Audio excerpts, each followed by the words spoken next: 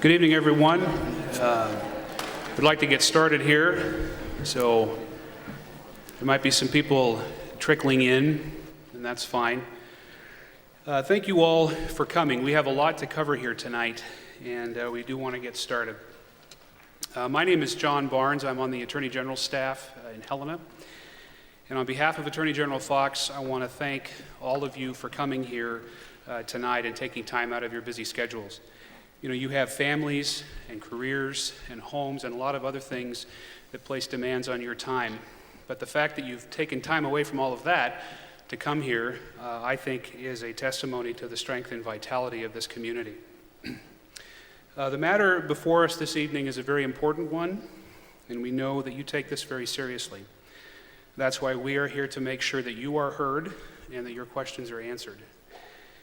Though not required to do so by law, we decided very early on in this process that it was important to gather public input on the proposed sale of Community Medical Center. We spread the word far and wide that we wanted public comment on this, and we began the work to arrange this forum tonight. We posted a form on our website for comments to come in. We've already received quite a few, and those are still coming in. And by the way, you can still comment after this evening. This is by no means the close of anything. Everything said here tonight will become part of the public record. It's important to know that. Some of my colleagues from the Attorney General's office are here, and they are taking the lead on evaluating this proposed sale. We have Deputy Attorney General Ed Eck. He is the chief of our Office of Consumer Protection. I think he's a veritable institution here in the Missoula community, having previously served as dean of the Law School. He was appointed to this position a while back. He's done a fabulous job, and he's very involved in this process.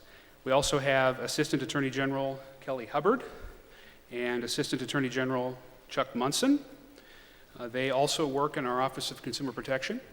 And Susan Chandra with our office is here helping as well, and she's going to be keeping the clock tonight to make sure that we all stay on schedule.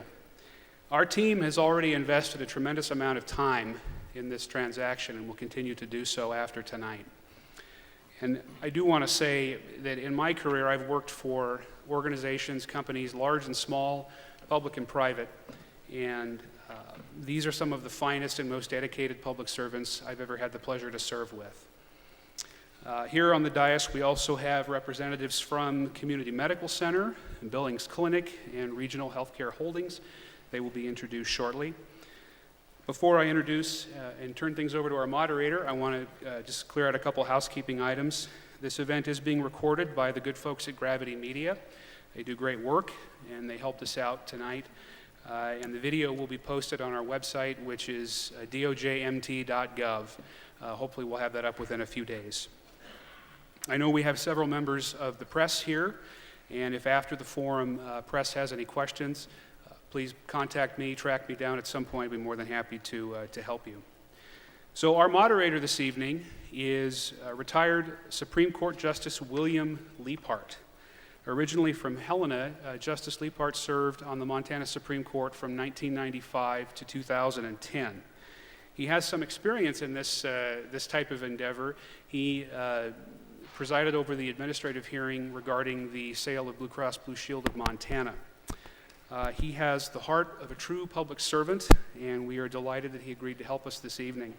So, Justice Leapart, the podium is yours, and we are in your hands.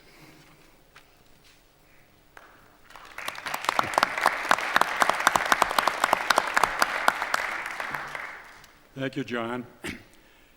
I too would like to welcome you all this evening and thank you for taking the time to attend this public forum and to avail yourselves of the opportunity to either express your support, express your concerns, or just ask questions to better educate yourselves as to the ins and outs of this proposed transaction. As you all know, the transaction involves the proposed sale of the Community Medical Center, which is a very important issue for Western Montana, in particular the community of Missoula. And for that reason, the Attorney General's office, wishes to seek public input on the record. And the purpose of this forum is basically threefold. First of all, to allow members of the Missoula community to ask questions from representatives of the Community Medical Center and Billings Clinic Regional Care. Secondly, to raise matters that will assist the Attorney General's office in its investigation of the proposed matter, and to ask questions about the procedure. Thirdly, to make comments and suggestions concerning the appropriate use of the charitable assets, that is, the sale proceeds, if the sale is approved. Now, by way of an agenda, let me explain how this forum will proceed. First of all, there will be brief presentations by the Attorney General's office and the parties to this potential transaction. Kelly Hubbard, the Assistant Attorney General, will address the scope of the Attorney General's review and the process of that review. Scott Stearns, Chair of the Community Medical Center Board of Directors, will speak. Dr. Nick Wolter, CEO of Billings Clinic, and Marty Rash, Executive Chairman of Regional Care Hospital Partners, will all have an opportunity to speak. Secondly, the majority of time will be devoted to public input, which can come in either the form of a comment or a question.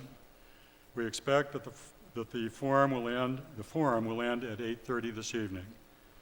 Because of the size of the audience, we will have to have some basic ground rules, which are as follows.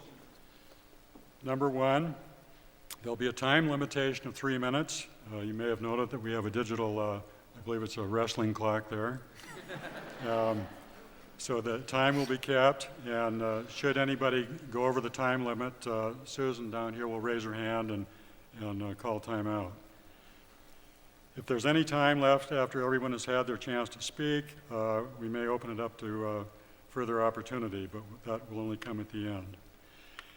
I would ask that, given that this is being recorded for a record, that when you rise to use the microphone and offer a comment or a question, that you give your name, spell your name, and state where you're from. Everybody should be aware that this is not the only chance for everybody to be heard. It is just as effective to submit a written comment by the U.S. mail or online. Both of those opportunities are still open to everybody, even after this evening. And please submit, if you choose to do that, please submit those comments as soon as possible. Comments versus questions. If you have a comment, thank you. It will become part of the record. To be most effective, your comments should address those matters that Assistant Attorney General Hubbard indicates are within the scope of review of the Attorney General's office. That's the scope of what's relevant tonight. If you have a question, please consider to whom you are directing the question to. While the Attorney General's office can take general questions about the process, the Attorney General's office will not be answering substantive questions about the details of the proposed transaction itself. The Attorney General's office is in the middle of the review and has several more weeks of intensive review before it will be complete. Questions about the substance and implications of the proposed transaction, the who, what, where, and when, and how of the transaction should be directed to the parties themselves. We're seated here on my left. The real opportunity tonight is for everyone to leave hopefully more informed, including the parties to the proposed transaction, and for the community to get its comments and concerns on the record. With that, I'll turn it over to Assistant Attorney General Hubbard. Thank you. Welcome, and thank you for joining us this evening to discuss this important matter. Please note that there's a handout in the back of the room. I think it's actually out by the doors when you came in. That has information regarding our review process and online resources to get more information, and it will let you know how you can address your comments to us after this forum is done. My colleagues and I are here tonight to describe the Attorney General's role in reviewing this transaction and to also discuss the status of our investigation. And we're available to answer your questions about our review process. Please keep in mind that we're in the middle of our investigation, so questions regarding the details of the proposed transaction are best directed to the representatives of Community Medical Center, Billings Clinic, and Regional Care who are here with us tonight. Under the law, the focus of our investigation is in 4 main areas.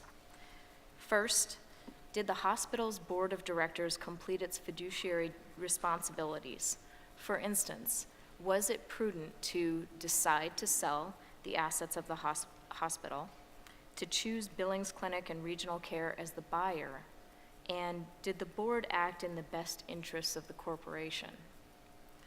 We have requested a significant amount of information and documents aimed at determining whether fiduciary duties have been met. Recently, the parties have provided our office with hundreds of pages of documents in response, and we are currently reviewing those documents. Our requests and their responses are posted on our website for you to view. Second, is the proposed sale price within the range of fair market value? We retained an independent expert valuation firm called CBIZ to conduct a review of Community Medical Center's assets and provide us with an unbiased opinion about the value of the charitable assets to be sold. We received that report yesterday and posted it on our website, and we are in the process of reviewing it. Third, our office is examining whether, under antitrust laws, the proposed sale will not substantially lessen competition in the market. And finally, if the sale is approved, the Attorney General's office will ultimately determine whether Community Medical Center's proposed recipient and use of its charitable assets meets fiduciary standards. We will focus on whether the proposed recipient will use the funds for health and healthcare in keeping with the hospital's charitable mission, and that the funds will be used to benefit the same geographical area that the hospital currently serves. The recipient must also be a nonprofit organization operated exclusively for charitable purposes. Although the hospital has discussed possibilities for the use of the sales proceeds, our office has not yet received a formal proposal regarding the disposition of its charitable assets after the sale. Therefore, this forum provides an opportunity for Community Medical Center's representatives here tonight to hear your suggestions about possible health and healthcare uses for the sale proceeds. We hope to have a well-developed formal proposal from the hospital regarding the recipient and use of the charitable assets by the end of the year. Once the Attorney General's office has received that proposal, we will post it on our website, and we invite public comment on the proposal. You may recall the sale of Blue Cross and Blue Shield last year to an out-of-state entity. That transaction was governed by the Nonprofit Health Entity Conversion Statute, but that statute is not applicable to this sale because the statute only pertains to nonprofit health insurance companies and HMOs. As I mentioned, we are currently in the middle of our investigation, and although we have read the comment that some individuals are confident this proposed transaction will be approved, let me assure you that our investigation is still very much underway, and we are working diligently, but our office has no interest in rushing a decision before our investigation is complete. Our goal is to have the review of the proposed transaction complete by the end of the year, but our ability to meet that goal is dependent upon some things that are out of our hands, such as receiving timely information from the parties. At the end of our investigation, we will issue a report of our findings and indicate whether we approve or disapprove of the sale, or whether we approve of the sale but with some conditions or qualifications. If you would like to submit written comments to our office for consideration, please do so as soon as possible. That way we'll have ample time to review your comments and research any matters raised that we haven't already investigated. You may submit comments on any aspect of the proposed transaction through our website or by mail to the Office of Consumer Protection, and both the website address and our snail mail address are on the handout that I mentioned in the back of the room. The Attorney General knows that the sale of this hospital is of great importance to the community it serves. Our intention in hosting this public forum is to provide transparency regarding the review process, to facilitate the flow of information between the parties and the people of Missoula, and to listen to your comments and questions for consideration in our investigation. Again, thank you for attending and providing your comments at this forum. Thank you.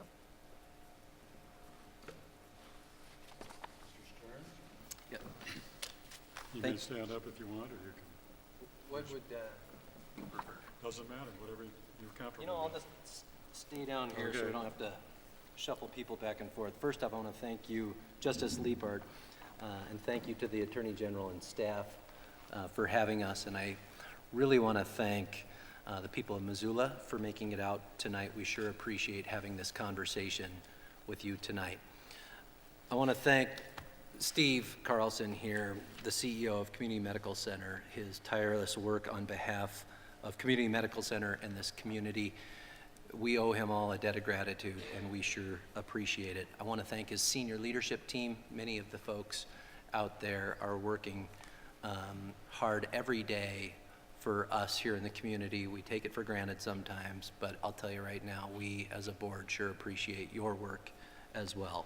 And to all the employees of Community Medical Center and to the folks from the Missoula community who are here, thank you all. If you would have told me 20 years ago that I was going to be at a hearing presided over by Justice Liepard and my law school dean, Dean Eck, I would have thought that today was going to be a pretty tough day, but it's actually the opposite. It's a very exciting day for healthcare here in Missoula. As board chair, I am very excited to have this conversation with the community about why we're excited to tell you about the prospects of our partnership with these fine organizations, the Billings Clinic and Regional Care. As you could tell from the Attorney General's handout and the 4 areas that Ms. Hubbard just covered, the Attorney General wants to hear some pretty specific things from you. We want to hear that as well. We've heard a lot of public comments so far in this process. We sure appreciate it. We want you to keep it coming. I know that the Attorney General's office has set up a website. We have set up a website as well, and I have no doubt that one of the speakers tonight will be telling you where to email us things, because the board meets again tomorrow, and every time we can have public comment, it is thoughtfully considered and truly appreciated. So please keep the public comment coming. One of the things that the Attorney General has asked is, did the board do its due diligence? And the answer to that is unequivocally yes. As part of the process to get ready for tonight, I looked at the last 5 years of my life, starting in February of 2010, when the board at a retreat was looking at options of being a small community standalone hospital. And what we realized at that time was being that is very difficult in a healthcare environment that is rapidly changing. I can tell you that the board made decisions in February of 2010 that set us to this point that we find ourselves today. It was a 5-year process where we very closely looked at all of the various options, including the status quo, and we find ourselves here today. I'm proud of the board of Community Medical Center, the hundreds, if not thousands, of hours given by my colleagues on that board. I can tell you right now, why did Community's board choose this partnership? And the answers are easy and easy to talk about. It's extremely difficult to be that type of standalone hospital that we are in Missoula, Montana. We don't have a system supporting us. We're all by ourselves. The healthcare environment is changing, as we all know. The Affordable Care Act is something that we all hear about on the news. We live it, though, when we're in the business of running a hospital. Care has been moving from an inpatient situation to an outpatient situation rapidly. We're seeing changing payer mixes. We're seeing moves away from fee for service and moving towards more accountability. More accountability in the hospital world means less reimbursement from payers and less reimbursement from the government. This particular proposed partnership positions Community well for the future, and we're excited to tell you more about it. Why did we choose Billings Clinic, Regional Care? This is a Montana-centered partnership. We know Billings Clinic. We've worked with them before on IT, on GYN oncology, on radiation oncology. We picked an electronic medical record, Cerner, which Billings Clinic was already on, and we've developed the ability to work together on that. The Billings Clinic is not just well known in the state of Montana as a terrific healthcare organization, they've developed that as a national reputation. When I go to national meetings and I tell people about the Billings Clinic, the national speakers light up when you say Billings Clinic because they truly are a gem here in Montana. I want Missoula to learn more about it because I'm very proud of having gotten to know them and bringing them here to Missoula so they can tell you more about themselves. What does this partnership mean for the city of Missoula? Well, for starters, it's approximately another $1 million to the tax base that was not there before. There's the opportunity of sharing best practices and clinical competencies that the Billings Clinic has that didn't exist here in Missoula, at least not yet. There's a commitment to physician recruitment. There's a commitment to growth and reinvestment of capital. The Attorney General also wants to know whether the purchase price represents fair market value. You're going to hear more about that tonight, and the answer is unequivocally yes. The Attorney General wants to know whether the sale substantially lessens competition in the healthcare marketplace here in Western Montana, and I'll tell you right now that this deal promotes healthy competition. Missoula was a 2-hospital town.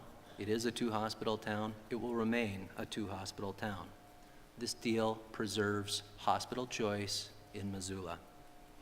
We heard loud and clear from the people of Missoula that they want hospital choice. As far as next steps, where will the proceeds go is one of the questions. The board is dealing with this responsibly, just as we looked at this issue of choosing whether to partner or not. We're looking at it thoughtfully and deliberately. No decision's been made at this point. We're meeting next about it tomorrow, but we're looking forward to this conversation to hear your thoughts about it as well. There will be plenty of opportunity for you to tell us your thoughts today, but there's also going to be more opportunity for you to provide us with public comment. I can tell you right now, before we made the vote that we made in March as far as partnering, we received and considered a ton of public comment. I had a big 3-ring binder of it, as did every other board member, and we sure appreciated hearing from you folks. We want to continue to hear from you as part of this process as far as what to do with the proceeds. I'll tell you right now that the community board has acted in good faith and with transparency throughout this process. This is another part of that. To be transparent, community and our partners here have held numerous community, physician, hospital, employee meetings to address questions and concerns at every level. We've reached out to the press. We've set up the informational website, communitiesfuture.org. We've invited, received, and considered tons of public comment. We've welcomed public review of the numerous documents related to the sale, which now are being posted on the Attorney General's website and are there already in many cases. How does the future look for Community Medical Center and healthcare here in Western Montana? Bright. The sharing of services, the developing of services, working with our partners at the Billings Clinic, the future is bright. There will be local leadership. There will be a local board here. There will be Missoula representation on the Billings Clinic board. Becoming a more physician-led organization like the Billings Clinic will be terrific for our organization. One of the gratifying things about participating in this process is watching the physicians at Community Medical Center become so engaged in this process, to travel with us to Billings to see that facility for themselves as well, and to see what an exciting time it is for healthcare in Western Montana. Just as our board has been engaged, our physicians and employees at Community Medical Center have become more engaged. And like I said, that's been very gratifying for me to see as board chair. So again, the future is bright. On behalf of the board and on behalf of Community Medical Center, I want to thank you again for taking time out of your busy day to be here, to have this conversation with us. We sure appreciate the public comment. We look forward to hearing more from you. And with that, Justice Liepard, I'll turn it over to someone else. Thank you, Mr. Stearns. Next, I believe we have Dr. Nick Wolter, CEO of the Billings Clinic. Thank you, Justice Leapart.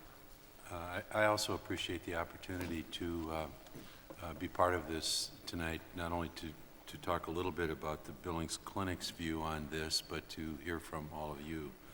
And I might just start by saying Billings Clinic's roots go back to the 19-teens, when several doctors began a practice that over a number of years grew into a multi-specialty practice. When I came to practice medicine at the Billings Clinic in 1982, I think there were about 55 physicians. Now we're about 350 physicians, all part of the same group practice, and now working not just in Billings, but across a fairly large part of eastern and south central Montana. I would also say that we have been through a merger before. Back in 1993, after several years of conversation with the hospital across the street from Billings Clinic, we merged. And the clinic became part of a new organization, which over time we had several names, but more recently changed our name to simply Billings Clinic because we really were trying to build a model based on Mayo Clinic. A model where not just do we have a physician CEO, but we have physicians on our board. We have an internal board called the Leadership Council, where practicing physicians elect representatives who see pretty much all the decisions, including business decisions, that go on to our community board of directors. And in fact, more recently, we are one of about 28 or 29 organizations chosen by Mayo Clinic to be part of their national and becoming international Mayo Clinic Care Network. And we have found that to be a useful way for team care to develop that can take care particularly of highly ill, complex chronic patients when physicians are in the same group, communicate well, share the same information system, and the team care, we believe, is at a level better because of that organizational approach. We've now had 10 communities join us, critical access hospital communities. 5 of them are joining us formally and are actually becoming part of Billings Clinic. We've been able to help 3 of them build new hospitals and are also helping them recruit physicians and expand their services. So our history of wanting to partner in a way that creates win-win situations, I think, is a good one, and we're pretty excited about the opportunity now in front of us in terms of partnering here with Community Medical Center. And then just real quickly, I'll also make a few comments. I did not know much about regional care until a couple of years ago when a person I'd worked with in the past came by to let me know she was now working with this company that's relatively new, although the executives had 30 plus years in the hospital business, and she wondered whether we'd ever consider working with them. And I didn't really know, but we decided to make a visit, and one thing led to another, and over the course of about a year, at least half of our board also made visits to get to know regional care, not just to their headquarters, but to hospitals that they have acquired. And what we spent in due diligence on that was very valuable, because we found that they maintained charity care rates that are what the community was doing prior to the change. In fact, their charity care rates would be very much the same as what we see across the number of hospitals here in Montana, including Billings Clinic. One other thing I noticed in recent years was how partnerships between not-for-profits and for-profit systems are becoming more common. Duke Medical Center and Cleveland Clinic are both partnering with separate for-profit hospital companies, and I think all the changes we're facing in healthcare are driving people to look at what synergies can be created so you can share infrastructure, try to reduce cost appropriately at the same time that you're really working on raising the bar on quality, safety, service, and value. And so as we explored the potential of a relationship with them, it was the value fit ultimately, along with the skill set synergies, that led us to decide, well, maybe we should try this partnership. And at the time we were doing all that work, we did not know that we'd get a call from the CMC board wondering if we would be interested in looking at a potential partnership with them. When we got that call, we felt we could bring more to the table through the partnership with Regional Care. And then just real quickly, I mean, I get a lot of questions about all this also, and I have many, many colleagues who are wondering whether this makes sense or not. A couple of things I do get asked about is duplication of services not really something unfortunate? And to that I would say that we have two excellent health systems in Billings. We do provide, both of us, most of the same services, not quite all of them. I think that the competition around that has raised the bar on quality. It's also given people choices that otherwise might not have been present had we not been both competing. Having said that, we have found lots of ways to work closely together. We do a community health plan together. We have done medication assistance and other programs for low-income people together. We started a family practice residency together. And I might add, when that opportunity came up over here in Missoula, both we and St. V's were very supportive of wanting to get that going here, given the growing needs for primary care. So I think the possibility of competition, creating choice, but also collaboration at the same time, it's real. It's worked pretty well for us, and that would be the spirit in which we would enter into this relationship should the approval come from the Attorney General's office. Thank you. Thank you, Dr. Wolter. And next, we have Mr. Marty Rash, Executive Chairman of Regional Care Hospital Partners. Thank you, Justice. And thank you, people from Missoula, for coming out tonight. Look forward to hearing your comments and concerns. And a little bit about Regional Care. We are, first of all, a company that focuses on hospitals just like Community Medical Center. And the name is very descriptive, Regional Care Hospital Partners. We look for hospitals that serve a larger geographic catchment area that are away from a large urban setting. And the partnership part is pretty obvious. We are so excited to be partnered with Billings Clinic, the premier organization in terms of quality and safety in the United States, not just the state of Montana. And so those values we share, the shared value of being sure that quality medicine is delivered, that we meet the community's needs from a standpoint of what types of services, and that it's delivered in a safe manner. So to Nick's point earlier, we're very much aligned in that regard. We do want to be viewed as a good corporate citizen of your community, and will endeavor to meet the needs of the community. And one of those things that is always a question is, what are you going to do about charity care, uncompensated care?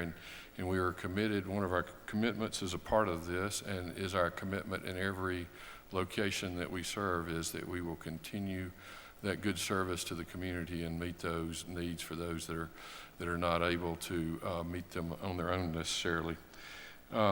We also are committed as a part of this to meet the real initiatives that Steve and his team and his board have outlined for the future, and those initiatives relative to services, relative to new physician recruiting, and we're committed to that as well. In addition, a commitment that's critical, we're only as good as the employees that take care and the physicians that take care of the patients. So we're committed to retaining all employees that are in good standing, and we will persevere and work hard to keep them and to continue to deliver that good quality care that community's been known for. And that's really a bit different than, a lot of times you hear about hospitals, systems that will centralize functions, and what they'll do is to try to essentially save a dollar. They'll take, for example, the back office, the billing department, and they'll centralize it in a location out of Missoula. As a company, we're dedicated not to doing that. We think it's a disservice to the community, and if we're going to be good corporate citizens, good community citizens, we just don't do that. A lot of people in our industry are doing that now, and we are opposed to it as an organization. So, and then lastly, the question becomes, we do face this question oftentimes. We are investor-owned, and kind of what does that mean in terms of cost, quality of care? You will find if you look across our system that costs don't go up. In fact, we'll work hard to deliver care in a very cost-effective manner to keep the cost in line. And quality of care, as I said, is a hallmark of our company, and we have excelled across the country in delivering good quality care. It is, however, very noteworthy in this situation that Billings Clinic will be in charge. The quality of care will be under their oversight, and in that shared governance model, they play such a vital role in being sure that the quality remains at or better than it is today. We really view this as an opportunity to continue to improve the quality of care in the community. So that's really all the comments I have, Justice. Excited to be here. Thank you. Thank you, Mr. Rash. I believe that concludes our opening statements, and hopefully that sets the stage for some comments and questions. As I indicated before, if you would, when you take the microphone, please identify yourself, spell your name, and tell us where you're from. Hopefully you can just raise your hand and get my attention. If not, perhaps stand up. I'm fighting some glare from the lights on my trifocals, so it's possible I might not see you, or on the other hand, I might see three of you. But I believe that there are microphones down on the floor. I can see two of them. Are the two down in front, are they the two we've got? Okay. So if you would come down to the front of either of the two aisles and use those microphones. So with that, I'll open it up to questions or comments. Yes, ma'am. Good evening. I appreciate your having us all here tonight. My name is Susan, S-U-S-A-N, Hancock, H-A-N-C-O-C-K, and I'm here from Missoula. And I come to you tonight as Secretary of the Board of Directors of the Hospice Care Foundation. Our CEO brought it to our attention that the nonprofit might be selected as a recipient of the net proceeds from the sale of the Community Medical Center.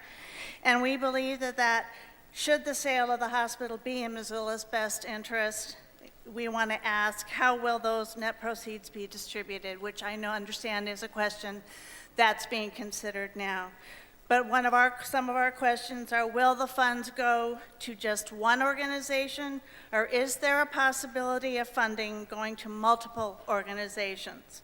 Number two, is there or will there be a process for applying to receive all or a portion of the funds?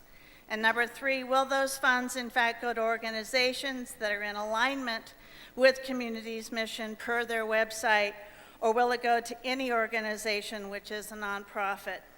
There is a reason we ask. We have heard that the University of Montana Foundation is one option for the donation of the net proceeds of the sale, and that another option is that Community will create a foundation to give out the funding.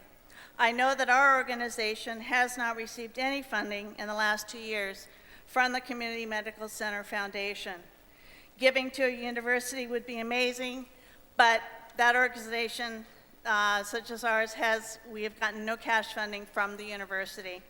We would ask that Community Medical Center look at the hundreds of nonprofits in Missoula, identify those in the health and social service arena, and ensure that the net proceeds be allocated to multiple organizations.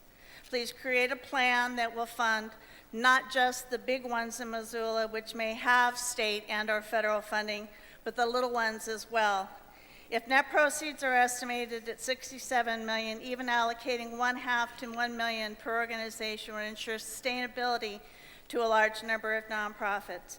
Imagine the boost to services, the additional community members who would be served, the number of jobs retained in our community, and the positive outcomes for improved services are exponential with the sharing of the net proceeds. And of course, now I'm about out of time. I'm also here to let you know that the Hospice Care Foundation is working with the Goodman Group to establish a hospice house facility here in Missoula. we would like to have consideration for those funds so that we can continue charity care to those patients who would not be able to have funding to attend and be a part of that hospice house. Thank you very much. Thank you for your comment. Recognizing that there were a number of questions raised in that comment, I'll ask if there's anybody at the Attorney General's side that wish to make a response. If not, I think I can address at least a couple of the okay, questions. thank you. The first one, whether it has to go to one organization or could be multiple organizations, it can be multiple organizations. The process for applying, right now the decision about where to send the charitable assets of Community Medical Center post-closing is in the hands of the Board of Directors of Community Medical Center. So for right now, that's where you should direct your efforts. Your third question about should the charitable assets go to any organization at all, or one that focuses on health and healthcare, I think I addressed in my opening remarks. Through the legal doctrine of cypre, which means as near as possible, we will be looking to ensure that the charitable assets follow the charitable mission that Community Medical Center has had, and that they serve a similar geographic area as that they now serve. And then anybody on the parties table that wishes to respond? Yes, thank you, Justice Leapart. I'll take a crack at it. As far as the where, the Attorney General's office, correct, it's not decided yet. It is something that the board is looking at right now. In fact, we're next meeting on it again tomorrow. There is the possibility that multiple organizations would be able to apply for funds. As far as where does the money go, it has to go to a foundation. As far as the selection process, again, that's something that the board will be talking about tomorrow. You can choose essentially two vehicles. You can choose an existing foundation, and there are some here in Western Montana that can hold funds. They have the infrastructure in place, they have the investment advisors in place, they have the staff necessary to oversee funds of this size. In the same sense, you'd like some local guidance and control, and that's something that the board would put in place as well to figure out how those funds would be used even under the umbrella of that existing foundation. There would also be the possibility of setting up our own foundation. There's some give and take even in the boardroom as we deliberate on this. Do you go with an existing foundation that has all that infrastructure in place and all the staff in place and all the investment advisors, or do you start from scratch? There's good reasons to do both. As far as the cypre doctrine, the Attorney General's office is exactly correct. We have to stay as close as we can to our mission as far as providing excellent health care in our geographic area, Western Montana. We do have some ideas as to what that would mean. If you would indulge me just a moment, because there were a lot of questions there, and I think a lot of people have the same question, maybe I'll turn it over to one of my board members who can talk a little bit about the triple aim and what we're hoping to achieve as far as excellent health care in Western Montana. And if you're okay with that, Mr. Hacker, I'm going to put you on the spot. This is my vice chair of the Community Medical Center Board. He'll tell you a little bit more about the cypre doctrine and what the board's idea has been as far as excellent health care for Western Montana. Hi, thanks. As Scott has said, our responsibility is to maintain as closely as possible community's mission. Historically, our mission has been improving health care in Western Montana through the operation of a hospital, namely a community medical center. Obviously, we're not going to be operating a hospital anymore, but we are, or the board is responsible to maintain that mission as closely as possible. And our guiding principles are what's called the healthcare triple aim. And it's kind of a widely recognized principle for the delivery of charitable health care in communities. There's really three components to it. The first is to improve the patient experience. That's either through improving quality or improving patient satisfaction. The second one is to reduce healthcare costs. And the third one is to improve population health, including those to underserved populations. Now, there's a lot of different things that you can do within that doctrine. And one of the things that I guess one potential misconception that people have is that at the date of closing, we're going to have identified all the different programs that we're going to use the money for. That won't be the case, because in order to do this correctly, we really need to develop a strategy on how we try to, how we really try to adhere to that healthcare triple aim doctrine. So what I foresee is, as Scott was alluding to, is kind of pick a structure or vehicle through which we can manage these funds, and then develop a strategy on how we can improve healthcare in Western Montana, and then look at different programs that help us implement that, and then oversee them over time. So it'll probably be I don't know how long the process would be, but we'd hope that we could start putting some dollars to use in the community within the first year, certainly, and then also develop a strategy and increase it over time. Thank you, Ms. Hancock. Thank you. Gentleman down here on my left. You, sir. Thank you. I'd just like to make a statement. Sure. My name is John Brown, and I'm a retired obstetrician gynecologist. Practiced here in Missoula for 28 years, and I think I was, and a couple of the other people here were the first people to go sign on to the Missoula Community Hospital campus and carried out our practice there. I must register my opposition to this whole thing. I think that it negates the good work that has been done in this community. I think that the people of Missoula are fortunate to have received the level of care that they have received, and there aren't many places that you can go to and receive that kind of a care these days. And try going to a different hospital and see what happens to you. It's hard to even access the healthcare system. I'd like to return in some ways to the old days where St. Patrick's and Community Hospital combined to help each other. I don't think anybody ever minded the competition between the two, and in fact it's kind of helped everybody. But we did object to the fact that one hospital played against the other, and even today you cannot get your records from Community Hospital over to St. Patrick Hospital without practically a congressional edict. I think this is the biggest scam that has been foisted on the people of Missoula, and I would hope that you will look at this very closely, and I guess if I was the senior officer for the hospital at this point, I would ask that the administration resign and that his cronies follow him. Thank you.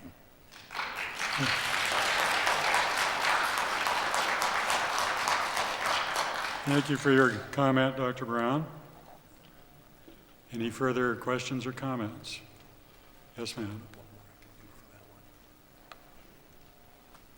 I thought there'd be more competition for comments.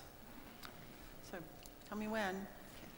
Okay. My name is Sue Kirchmeyer, and I timed this at 3 minutes and 30 seconds, so I'll do my best.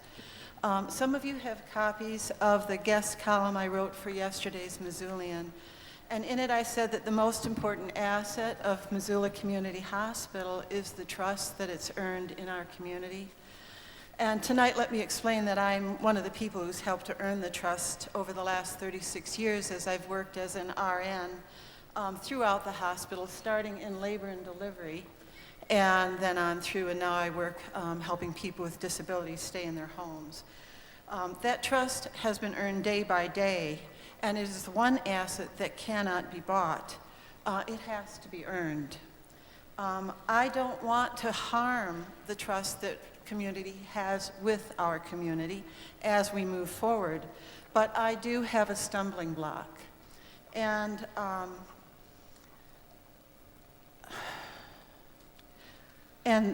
that I want to give community hospital and regional care a chance to correct that stumbling block in my mind by answering several questions. In the last week, I've realized and was surprised by what a large role regional care has as the main buyer of community hospitals' assets and how much control that must give regional care. I now realize the importance of knowing their intentions. I need to see evidence from past performance that can lead me to think that my community here of Missoula can learn to trust regional care. My first question will be, if you'd wait for that, what proportion of the buyout is from regional care? My second question is, how long will regional care hold the group of hospitals, which it is assembling now, that we would be part of, and what kind of a buyer might we be sold to in the future? The evidence I have found so far is not reassuring.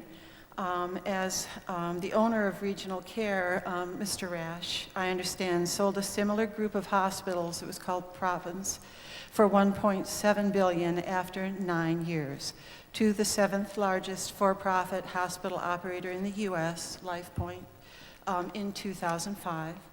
In 2009, he started a regional care and got $300 million from the International Venture Capital Fund, Warburg Pincus, to acquire non-urban community hospitals.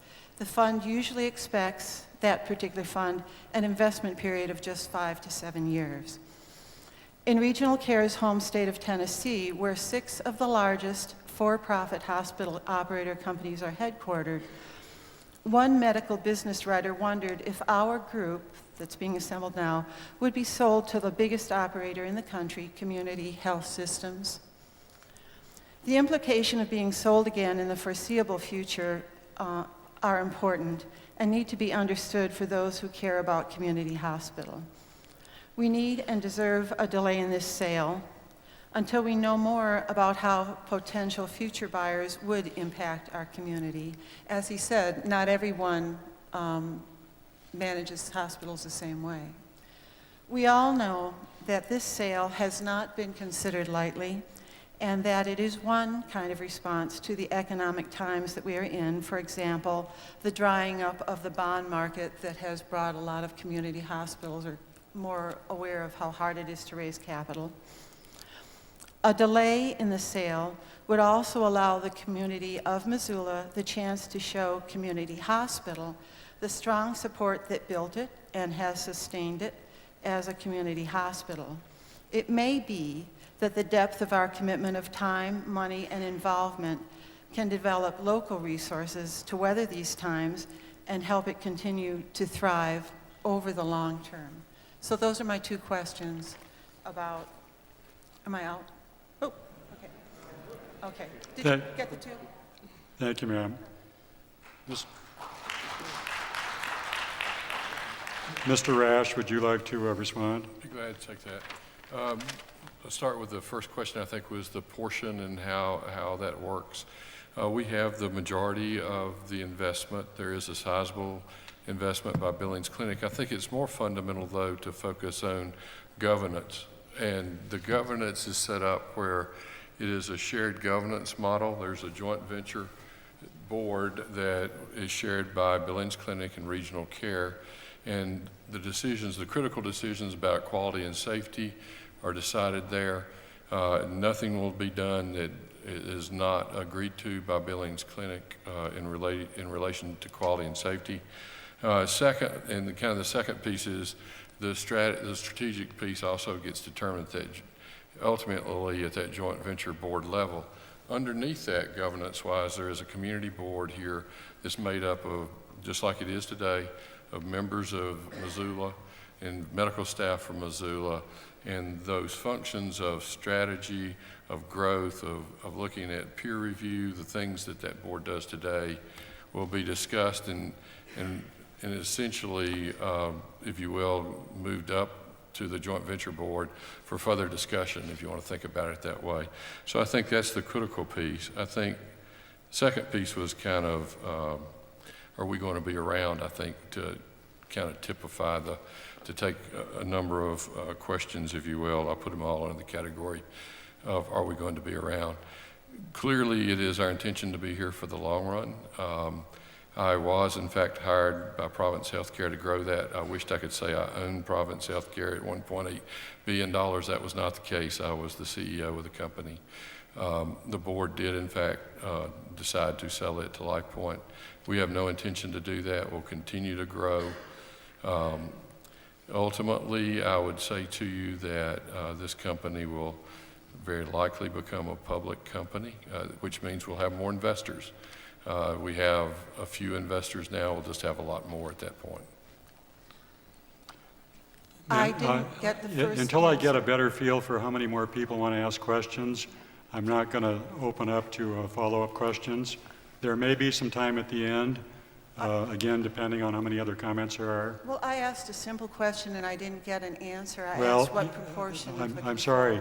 I don't want to start down the slippery slope of follow-up questions. Like I say, if we have time at the end, you'll have an opportunity to rephrase it. Gentleman here on my right. Hello, Rich Landini, been here since 1970. Hi, Sue. You mean, I don't know. This is a very sad thing, I think. I don't think Mr. Landini, would you please spell your name and tell us where you're from? Missoula, Montana. I didn't make that clear. Since 1970, Landini. Thank you. I'm very sad about this. I don't want my health care. I don't want people making money off my health care. I don't want people making money off my illness.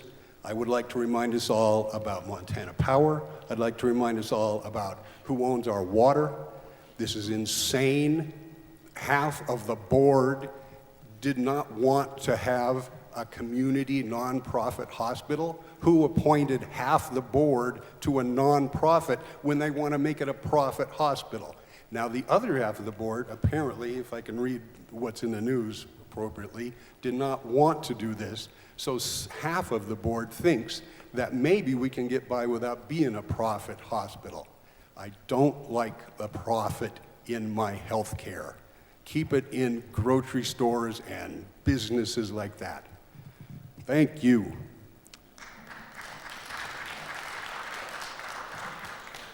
Yes, ma'am.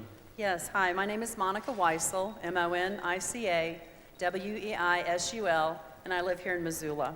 Back in September, when the Attorney General's office started soliciting public comment, one of the areas you asked the public to comment on was whether the Board of Directors acted in a manner that the directors reasonably believed to be in the best interest of Community Medical Center.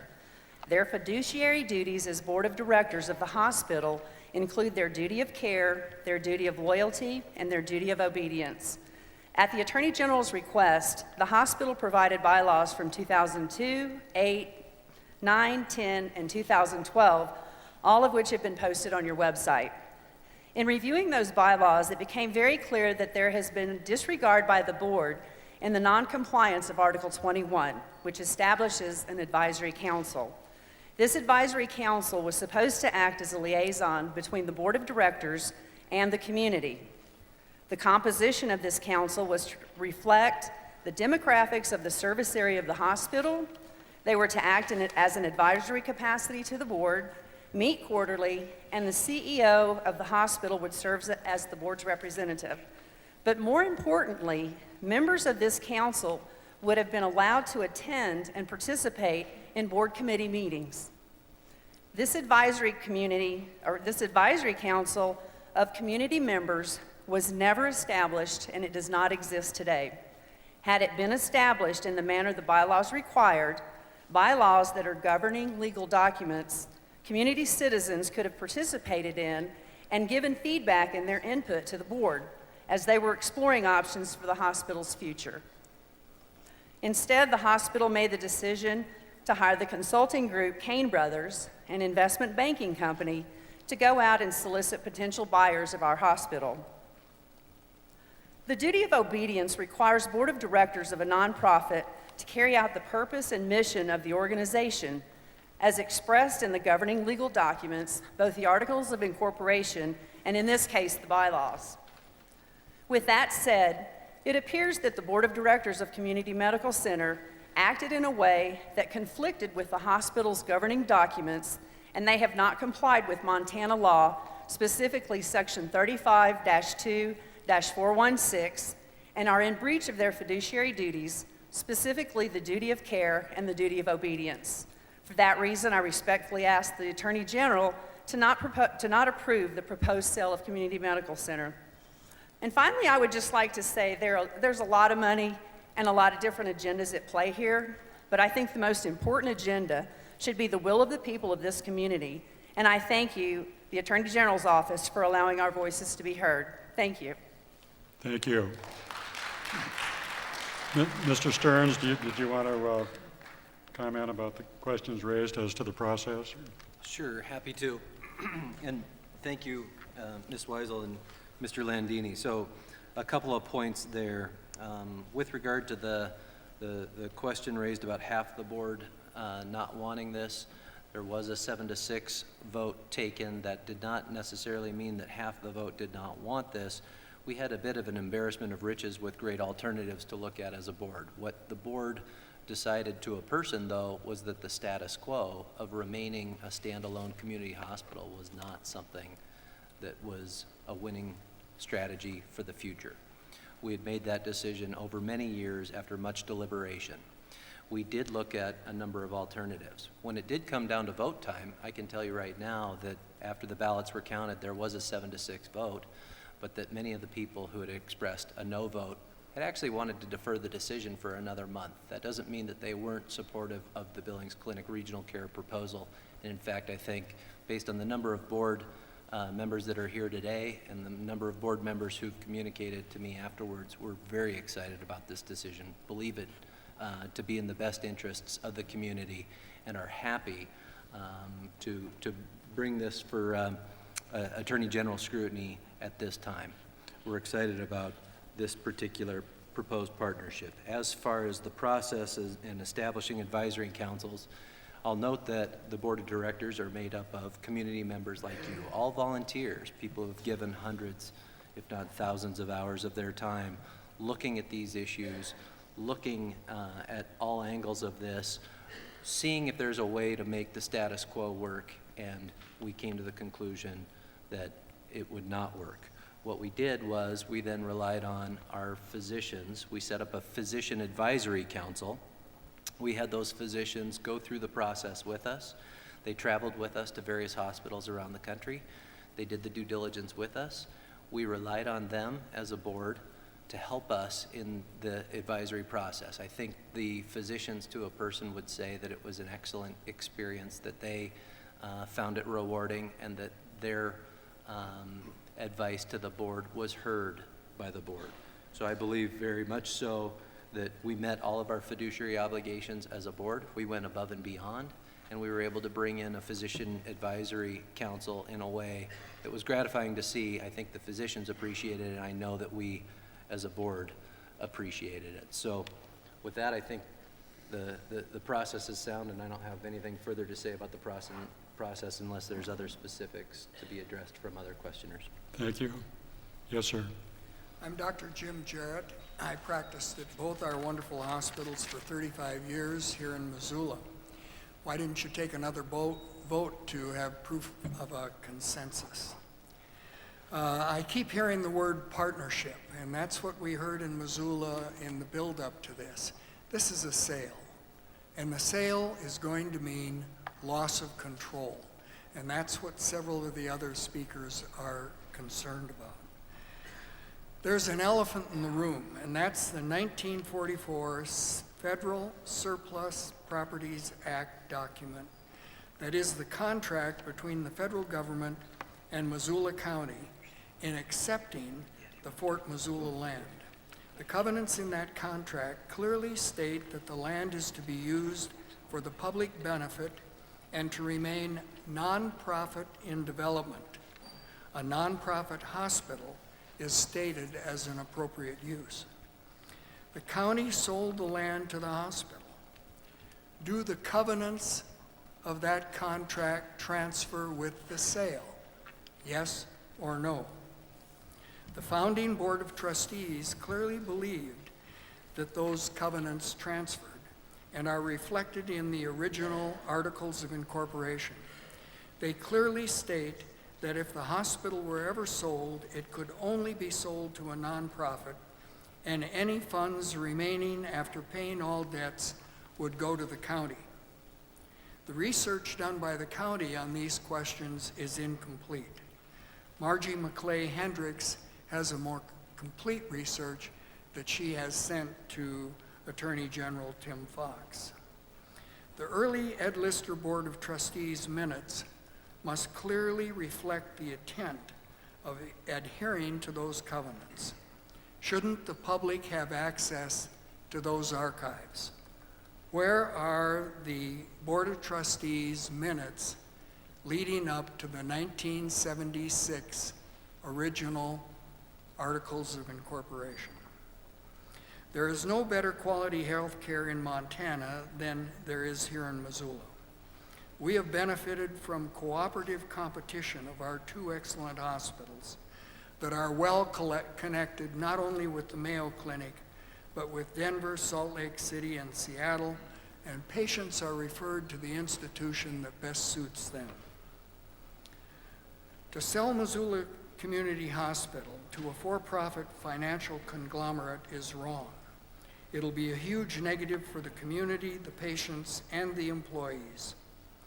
Those in favor of this sale are encouraged to read carefully the buy-sell contract, specifically one of many. Article 1014 states that any hospital service not financially profitable can be sold. Now, certainly, all hospitals have that right. But the practice in Missoula has been with our two hospitals that the extra money from those services that are profitable is used to support services that may be on the edge or not profitable in order to preserve services that are important to this community. We're going to lose control of that, and in 5 years, we're going to be sold, and just picture what's going to happen when it's sold again. Thank you very much. Thank you, Doctor. Do we have anybody who would like to respond? Yeah, just a couple of comments. Maybe start on the last one. The reality for Community Medical Center and St. Pat's has been that services are adjusted each and every year based on the reality of our economics. The fact that today we're nonprofits doesn't mean that we don't operate with a bottom line. We do. We have to be able to reinvest. A good example is helicopter services. For many years, the two helicopters were subsidized by the two hospitals. And in a market this size, the reality, and I think the reality is it is consolidated as shown, is that there really isn't a need for two helicopters. When we decided to terminate our helicopter service, within a year, St. Pat's did the same, because I think they, as they told me, also were not in the position to continue to subsidize those services. So my point being, the challenge hospitals have, nonprofit or for-profit, to make adjustments in services is real and not unique to either. In regards to some of the covenants and restrictions that you referred to, if we go back to the original transfer of the federal Fort Missoula property to Missoula County, there were covenants back then in that 1944 law that spoke to how the federal government and what its options were relative to disposition of those lands. When that land was given to Missoula County, it empowered Missoula County then to define its own restrictions, if any, they would have on future sales. What Missoula County did is required that the land, if they were to sell it, which they did in '65 to the original developers, the Community Medical Center, required that the land be used for schools, nursing homes, homes for the elderly, or hospitals. They did not stipulate in that sale to the Community Medical Center group that it be a for-profit or non-profit, simply that it be a hospital. And this transaction, this sale, honors that covenant. So we have had this researched legally. We've also had it independently looked at by the county, and all parties have concluded that there are no restrictions that apply that would preclude this transaction from going forward. Thank you, Dr. Jarrett. And one other thing that I wanted to talk about, there's a lot of institutional memory in this room, and I just want to say that when we're talking about the 1970s, we as a board were cognizant of that and thoughtful to the way things were. We wanted to think about the future of this hospital and not just think about how it was in 1976, but what it's going to be like in 2076. In 2008, before Steve came on, the hospital was in difficult times, as many people know. And Bob, I'm about to call on you, a past chair of the Community Medical Center Board. When we were struggling at that time, Missoula came dangerously close to becoming a one-hospital town. We heard loud and clear that that is not something that Missoula wanted, and this collaboration allows us to plan for the future, to plan for healthcare, terrific healthcare in Western Montana far into the future. I agree with Dr. Jarrett about our having terrific healthcare here in Western Montana. I believe that is ever so much possible in the future, and more possible with a collaboration with the Billings Clinic and Regional Care, or we wouldn't have asked them to come to town. If Mr. Phillips would provide a little perspective from the board and how things were, I'd sure appreciate it as well. Thank you. If I may, Justice Liepart. My name is Bob Phillips, Phillips. I have been a member of the Board of Directors of Community Medical Center for many years. Prior to that, I was a member of the Missoula Community Medical Center Foundation, again, for many years. So I've been involved for a long time. In the middle of the last decade, we were undergoing some very difficult times. It wasn't necessarily, and I've thought about this at great length, because of any lack of management on our part. It was that there were some significant mega trends that were going on in the industry that hospitals needed to react to. And those mega trends that existed back in the middle of the last decade included the fact that reimbursement was getting more and more difficult. Medicare and Medicaid were making it more difficult, particularly for hospitals that had a very large, disproportionate share of Medicare and Medicaid patients to be reimbursed. One mega trend that started back then and continues is the trend that health insurance was getting more and more expensive. Employers were paying less and less for employees' health care, and that made it, again, very much more difficult for hospitals. Hospitals were being forced to go to more of an employed physician model, an employed provider model, than they had been in the past. The independent practitioner was going away. All of those issues were things that existed then, they exist now, and we think that they will continue to go off into the future. For that reason,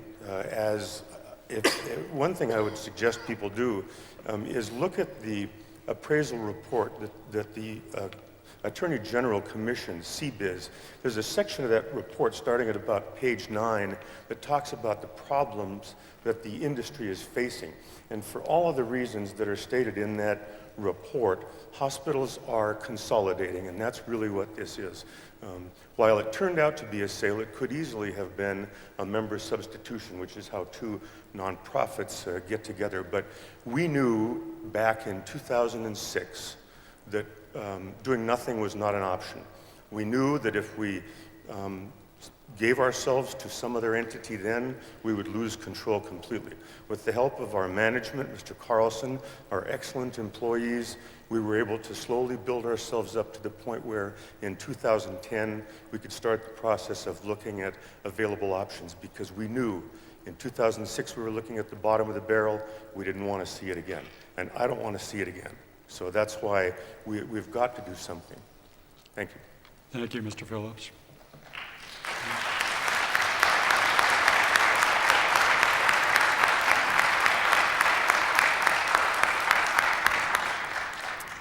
Good Yes, evening. ma'am. My name is Vicki Gordon, Gordon, and I'm from Missoula. I'm speaking in opposition to the sale. It's clear from similar situations that the sale of Community Hospital, a nonprofit healthcare facility, to a national corporation will negatively impact Missoula healthcare consumers indefinitely. Simply put, healthcare in Missoula will never be the same. Not only will it be a for-profit entity who will certainly need to increase healthcare costs, but a for-profit entity will also need to cut back on the quality of healthcare. Missoula has been proud of its reputation for high-quality healthcare as well as a strong physician-to-patient ratio. This will change when the goal becomes the financial bottom line. The new community hospital has already promised to add new physicians. Will these replace the fine physicians Missoula already has? And will this new personnel have equally good credentials? The haste of this transfer is reminiscent of another Missoula resource transfer just 3 years ago, that of Mountain Water to the Carlisle Group. Now the city of Missoula is in litigation to try to regain that utility. Valuable community resources must not be hastily traded. Missoula again stands to lose a resource which can never be recovered. Community Hospital was formed out of Missoula's lifeblood from hundreds of donations of all sizes because people wanted a nonprofit hospital which would be committed to serve our community. In return, these donors were promised their donations would be used for the purpose for which they were intended. Unbelievably, the great plan which took so many years to accomplish has been turned over by a vote of just 7 of 13 board members. A simple majority. The deciding vote is finally won. Should a whole community of people and their desires and accomplishments hang on such a thin thread? I asked the Attorney General's office to consider this and many other factors. Some questions that need to be settled are, why sell a viable health entity which is operating in the black? Why was the sale made in haste and with little local input? Why has the sale been represented as a merger when it is no such thing? Why were the articles of incorporation changed just before the sale to allow the proceeds to be donated away from Missoula County? Was it a decisive vote above board and free of conflict of interest? Should the sale proceed if it denies its original purpose, that is, to provide dependable and affordable health care? I ask you to ask yourself these questions. I believe you must conclude, as we have, that the sale of Community Hospital is not in the best interests of Missoula County, nor will their health needs be better served by becoming a cog in a huge national corporation. The community will prosper most if the hospital is kept local.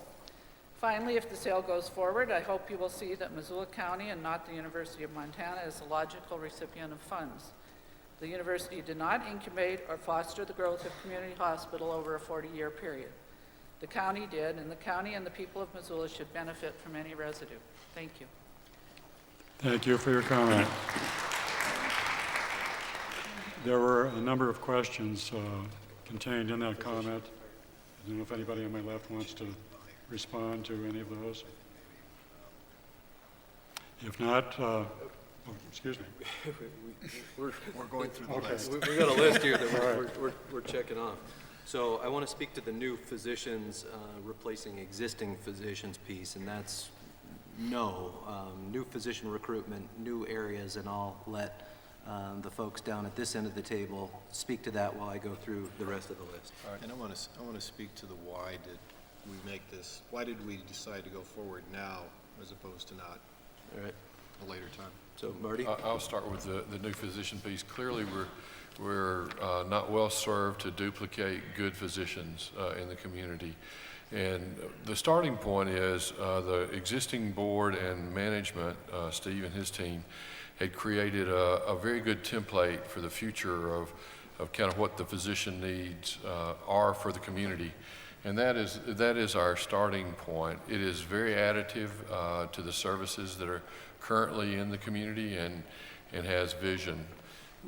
In addition to that, we have brought a national firm in to look at kind of a needs assessment, not just for Missoula, but for the entire region, and that's now just starting to be reviewed by Billings Clinic and Regional Care. We've already seen the template that Steve's team and board put together and have reviewed it and are very supportive of the direction it represents, we will have reached agreement before closing on the final list of kind of the direction we want to take adding services to the community, and we'll have committed to that for a long term. But please know that it's going to be additive, and we have no desire to alienate the medical community. Anything you want to add to that, A Dr. couple other Walker? things, as far as the increased healthcare costs and then desire to cut back on quality. Dr. Walters, if you address either of those items. Yeah, on the quality issue, I would just say we think there is excellent quality of care based on our observations of care at both institutions here in Missoula, and many of our physicians know very well many of the primary care and specialty physicians here in Missoula, and are in national societies and state projects with them. I do think the commitment to quality and safety is one that we believe we can enhance to some degree. We made that the most significant part of our vision back in 2002, in the 2 or 3 years after the Institute of Medicine report that suggested that as many as 90,000 people a year may die in hospitals. We have made a huge commitment to trying to become the most highly reliable organization that we can. And I can't really go through all of this, but the body of work over that past 10 or 12 years has led to significant outside recognition of some of the achievements Billings Clinic has had. For example, HealthGrade's an organization that rates hospitals on quality. In 2014, rated us in the top 100 hospitals in clinical excellence, patient experience, and highest safety. And there were only 11 institutions in the United States that received all 3 of those. I'll also add that external recognition is just what it is. All these things have their processes, and people can be critical of which ones are valuable and which ones mean something. I think the thing we bring to the table that I care about the most is a fair amount of humility. No matter how well you are delivering care and how excellent the service is, things can happen that you're not happy about, that you should be humble about, and that focuses you on creating improvements so that no one else would achieve that.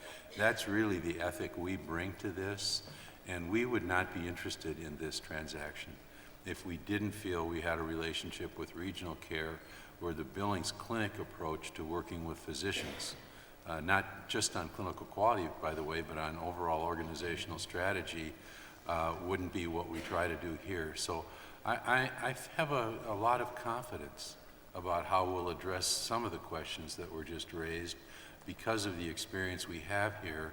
We've also been able to bring new physician services here. To my left is Dr. Randy Gibb, who's a GYN oncologist. He's been coming to a community twice a month for the last 6 or 7 years to deliver services to the residents of this area that otherwise they would have had to leave the state for. And we have other discussions in our service planning about areas where community and Billings Clinic can share the services of specialists that otherwise would be hard to bring in, and these would be new services.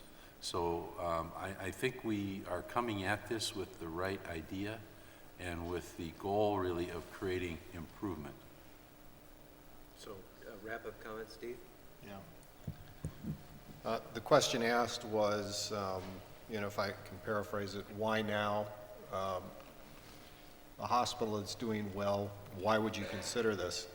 I will concede that if you look at the industry of nonprofits joining larger systems, for-profit or nonprofit, but the vast majority of the time, those hospitals are doing it out of necessity. They've usually operated in a very deficient manner. They spent down their cash. They can't recapitalize. They may not even be able to make payroll. That, unfortunately, is a common story within our industry. I want to give credit really where credit is due to the board and how they have, in a very fundamental way, embraced their responsibility of fiduciary accountability. Because what they said is, we're not going to wait till we have a crisis. If we see a challenge out in the horizon, we're going to be proactive and we're going to reposition to be in the best position to counter it. Said differently, as they went and said, if we're going to be a part of a system, we want to negotiate those terms from a position of strength. We want to do that because we want to get the best deal we can for those that we're accountable to, our community. And so it was really in that spirit, looking out at the future, recognizing how important scale is, that size will matter relative to getting economies of scale and costs down, the importance of working with others relative to improving quality, the benefits, as Dr. Walter noted, of 2 hospitals within the state working together on service development allowed us to do things at a new level we couldn't do by ourselves. And so while it may not be popular for any of us to see our local hospital change and for control to be addressed in different new ways, it really was with your best interest at heart that they decided that being part of the system and the offer that was on the table was going to be the best answer for their future. Thank you. Yes, sir. I'm Dr. Pat Beatty. I'm a medical oncologist in Missoula. I've been here for 12 years. I've been taking care of cancer patients for over 30 years. The first 20 at medical schools doing clinical research as part of my patient care. I came to Missoula 12 years ago, and one of my objectives was to develop clinical research programs for cancer patients here in Missoula. They had been here, something I've done for all my life. I wanted to see how we could do it better. I realized that we didn't have the resources of medical schools where I'd worked before, but I knew that it could be done. Soon after I came to Missoula, I realized there was a star on the horizon that showed the way, and that was the Billings Clinic. I mean, they have been instrumental in groups called CCOPs, they're cancer research organizations in rural areas. Missoula was part of that. We just Randy Gibb was involved in resubmitting the recent successful proposal to get funding from the federal government for this. We took part in it. We're going to be part of that here. The other piece of this, which is important, is where do we go from here? We're talking about a merger. In Missoula, there's never been a strong institutional commitment for clinical research. It's money that you take off the bottom line and put it into cancer. I'm not an economist, I'm not a lawyer, I'm not sure what all these arguments are about tonight. They sound interesting, but I want to talk about how we can improve patient care by partnering with someone that already has the answer how to do this in rural areas. The Billings Clinic, Dr. Gibb, I've talked to them. They provide institutional support for clinical research. They fund physicians, people that do it. Clinical research is expensive, it takes a lot of money. We just do it on a shoehorn here, on a shoestring here, and we get the job done, but I hope to be able to expand that several-fold by having more support for clinical research. Billings Clinic currently puts 5 times as many patients on cancer research trials than we do with the hospitals in Missoula. I think we can do that, and I think we can beat that. So I'm in favor of this proposal. I think it'll mean better research opportunities for our cancer patients. Why do we want better clinical research for cancer patients? There's a lot of new medicines out there in cancer that are really good, they're really exciting, they're very expensive to do the trials. We want to be part of that, and I think Billings Clinic is going to show us how to do it. They're going to provide the resources we can do it, and I think we can make this an even better medical environment because I think the best care for patients is cutting-edge, new research, medicines that are going to be out there that will be better than anything we've ever had before. I think that's the exciting part of cancer right now, and that's where I want to end my career, is to bring that to Missoula, to allow them to get the same kind of medical care that the big cities get, and Billings Clinic is going to help us get there. Thank you. Thank you, Doctor.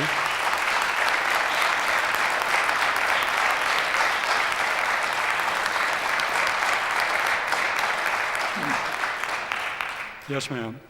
Hi there, my name is Nicole Tolley, T as in Tom, A-U-L-E, and it's a little nerve-wracking standing up here, so I can't imagine being you guys up there.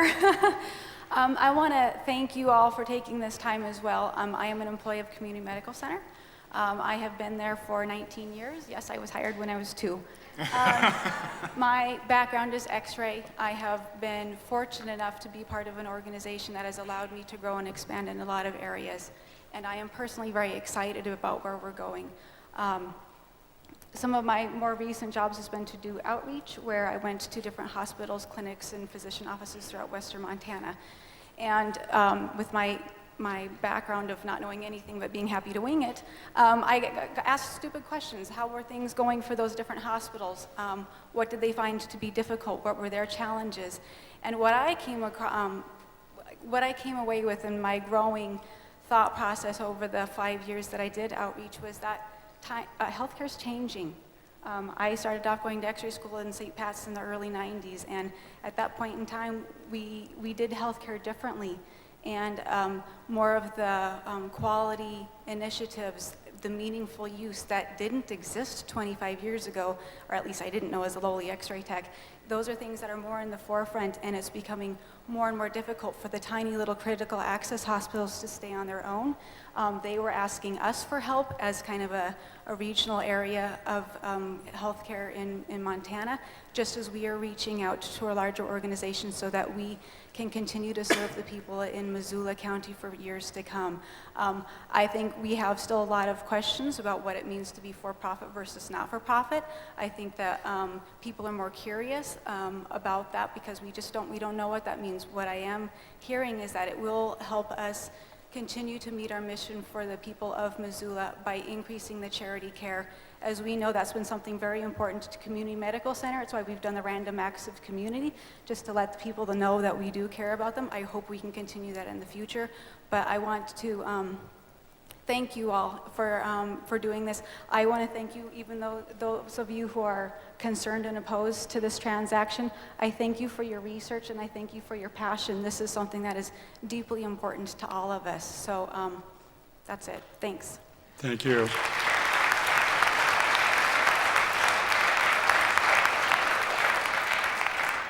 Yes, sir. Good evening. My name is Dale Woolheiser, W-O-O-L-H-I-S-E-R. I'm here speaking in behalf of the Missoula Community Foundation. I'm also a member of the board of the Montana Community Foundation, although I'm not speaking in their behalf. I've had individual meetings with Mary Windecker and Steve Carlson and short conversations with members of the board of the directors of the Community Medical Center. I've also attended a gathering sponsored by the Community Medical Center and the Billings Clinic explaining the circumstances resulting in the proposed sale of Community Medical Center to Billings Clinic and Regions Care. The explanations given for the sale of these people, all of whom I consider honest, trustworthy, well-intentioned, and well-informed, make very good sense.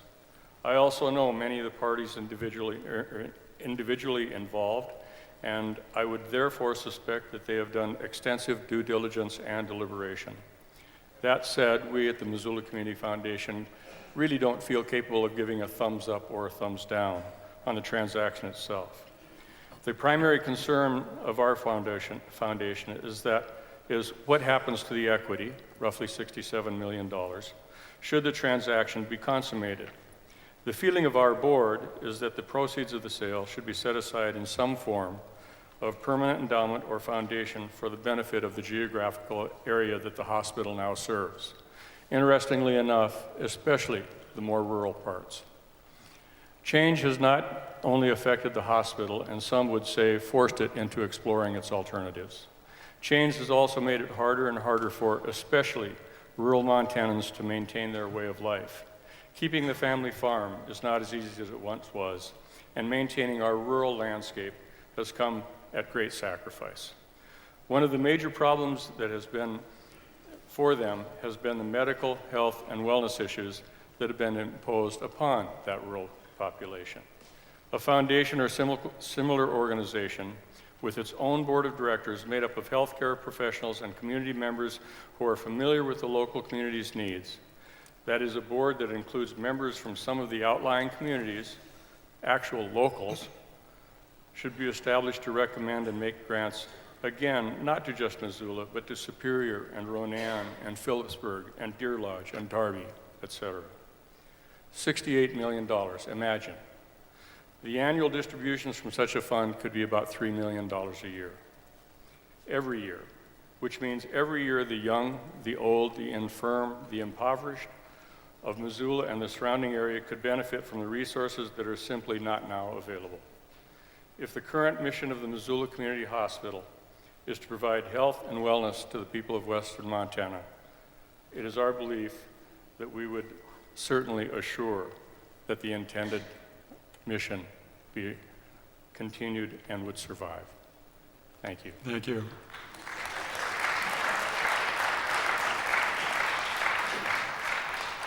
Would anybody like to respond? Okay, thank you for the comment. Yes, sir. Hi, my name is Jeff Petticord, Geoffpeddicord, and I'm from Missoula. I'm an employee of Community Medical Center. I just want to get up here and say that I understand and appreciate the hard work that Steve Carlson and the board has done on this. Tonight before this community event, Dr. Walter asked me, he said, Jeff, what's the pulse? What was it, what are the employees feeling at work? And my response was, they're excited. This is something that, when this announcement was made back in whenever that was, you could literally feel the employees just kind of lift up a little bit. And in my job and what I do every day, I reach a lot of different departments. I pretty much reach every department at the hospital. And what I saw and what I've witnessed, even still today, is the excitement that being able to partner with two organizations like Billings Clinic and Regional Care, and the commitment to health and the commitment to quality and care, it just resonates. I mean, this is what we do for a living. This is our industry, and we understand that these guys are the players. They're the ones who really get this, and I'm pretty proud of who we are and that we're the players and we get this too. But it's just that little extra push that has really kind of transformed the attitude at community into, this is exciting. And so I just, as an employee at Community Medical Center, someone that's worked under Steve Carlson, I just appreciate everything you've brought to the table. I appreciate the board. You guys have been just so diligent in what you've done. So thank you. And to our new partners, hopefully, I just want to say I'm really excited to continue providing excellent service across the board. Thank you. Thank you.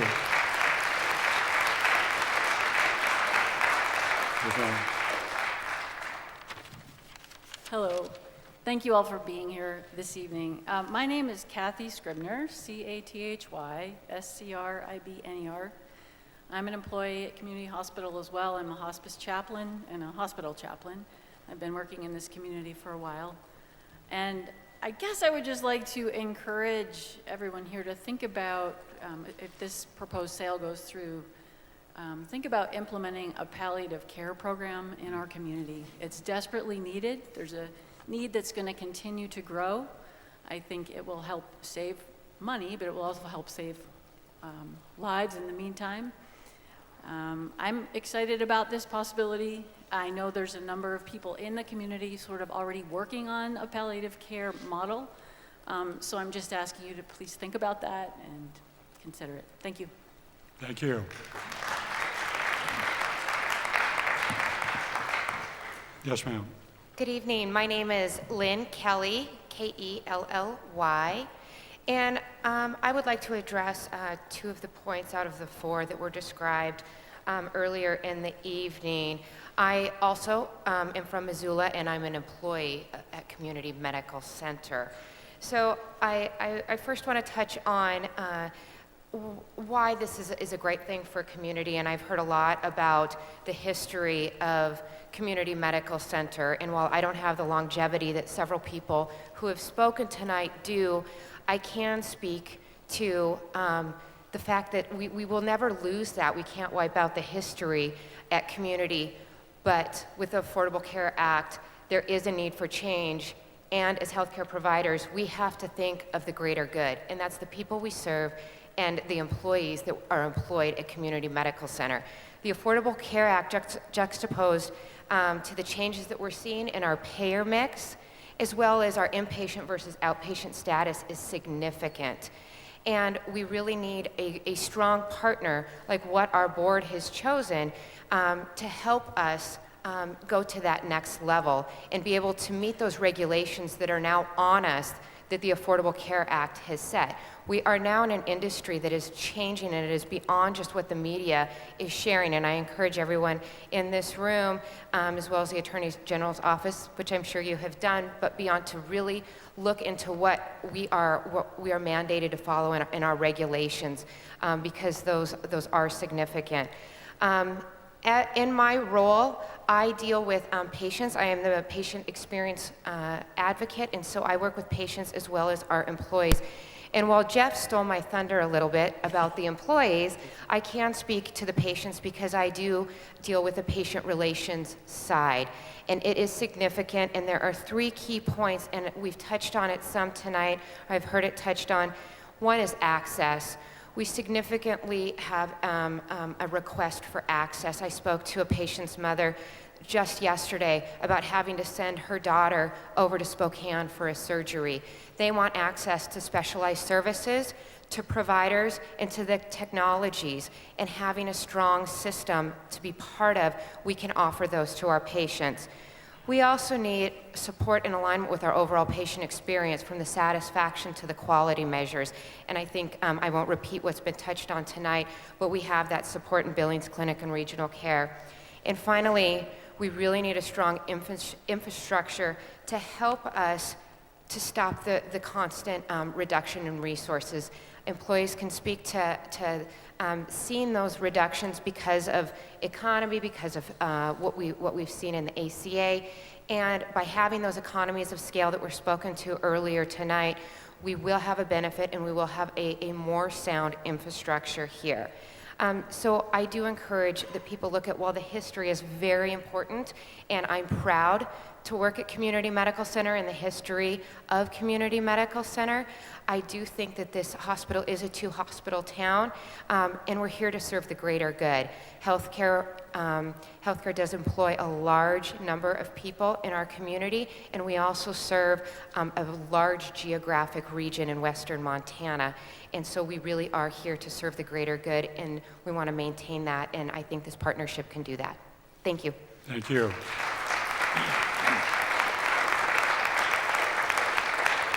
Yes, sir. Thank you. My name is Donald Miller, M-I-L-L-E-R, and I'll continue on with the employee version of this. So I'm a director of revenue cycle at Community Medical Center, and I wanted to address a couple of items, especially as it relates to the nonprofit versus profit sector in this transaction as I view this. I'm a Missoula native, was born and raised here, spent most of my life here, familiar with the local area, the economy, the dynamics of Missoula. I have over 15 years of experience in leadership in healthcare, and have worked at both Kalispell Regional Center and St. Patrick Hospital here in Missoula, in addition to community. I phrase that so that my comments are based on my work in those areas and being a native of Missoula. We have a saying in the hospital finance sector that if there's no margin, there's no mission. So I think it's been said well that hospitals, whether they be for-profit or not-for-profit, need to have a bottom line. And that isn't predicated on your status. In the nonprofit world, capital is acquired through issuing of bonds, which means investors must buy those. There must be interest paid on those. In the for-profit world, there's also investors. So there's investors on both sides. Money needs to come in, it needs to be infused. Businesses which are well-run make a profit. There's nothing inherently bad or objectionable to that. So again, nonprofits make margins, profits come from for-profits as well. In order to emphasize the points, I want to provide 3 examples of why I feel the model will be beneficial to CMC and our patients. In Kalispell, Montana, nestled next to Kalispell Regional Medical Center, there's a 22-bed hospital that runs independently. It's mostly a surgical specialty hospital. It's called now the Health Center, but used to be called Health Center Northwest. This is a standalone facility. It has separate administrative functions. Patients rave over the care in the facilities. It's a joint venture with CareMC and a group of physicians. It's a model for a hospital. By the way, this is a for-profit. If this is what for-profit is for, sign me up. My second point, there's been a lot said, especially in social media, concerning what's happened or the success of regional care in Marty Rash. He was quoted in the Nashville Medical News, and I'm just going to read this because I think it's really telling. One of the things that we did midway through the province experience was really get focused on patient satisfaction. We created the People First program. It focused on meeting the needs of patients at every level and measuring that finitely every day, and then incentivizing and rewarding people within the organization on those results, he said. We spent more time focused on that than really the financial metrics on a daily basis. That would be the takeaway. Wow, a patient-driven model that's taking care of people first. Sign me up. Finally, in 2005, around then, Providence Health and Providence Services, of which St. Pat's is a part of, merged into a single system. The model used by this nonprofit health system, which is totally up to them, was to consolidate many of what we refer to as the back office functions. From when I was there, none of those positions currently exist. They are in Renton, Washington, and in Oregon. The model that has been chosen in this partnership has been to retain those positions here, as Mr. Rash said, and I support that. Again, if that's what for-profit looks like, sign me up. Thank you very much. Thank you.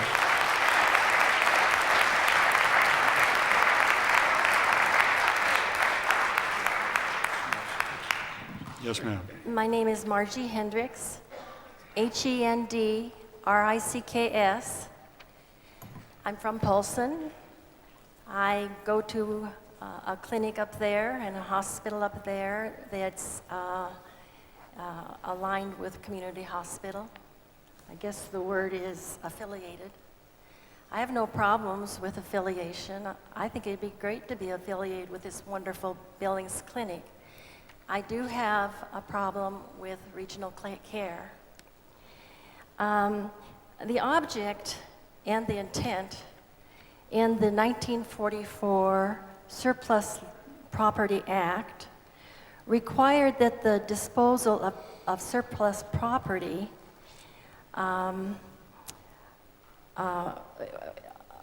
it discouraged monopolistic practices and strengthened and preserved small business concerns, and discouraged disposal to speculators for speculative purposes.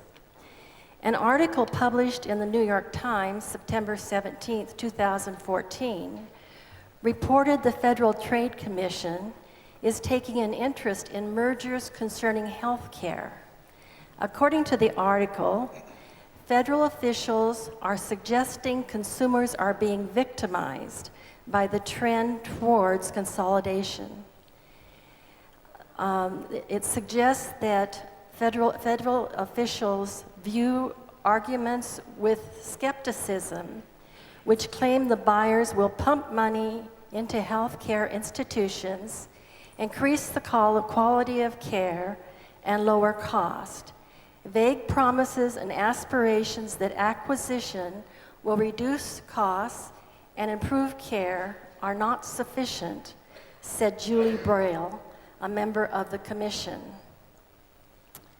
It is not only the Federal Trade Commission that suggests that healthcare mergers can have a bad effect on competition and cost.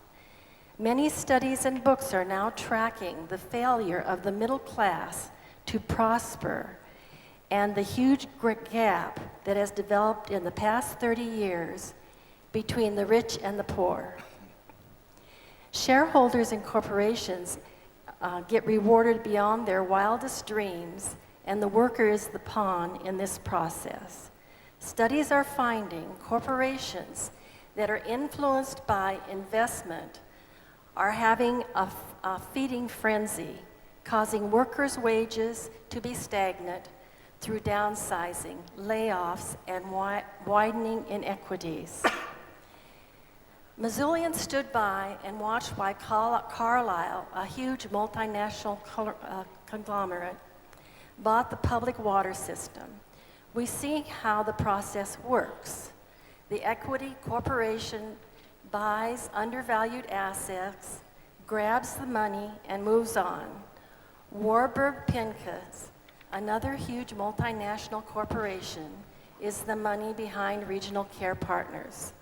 Warburg Pincus expects to turn their investments around in 5 to 7 years.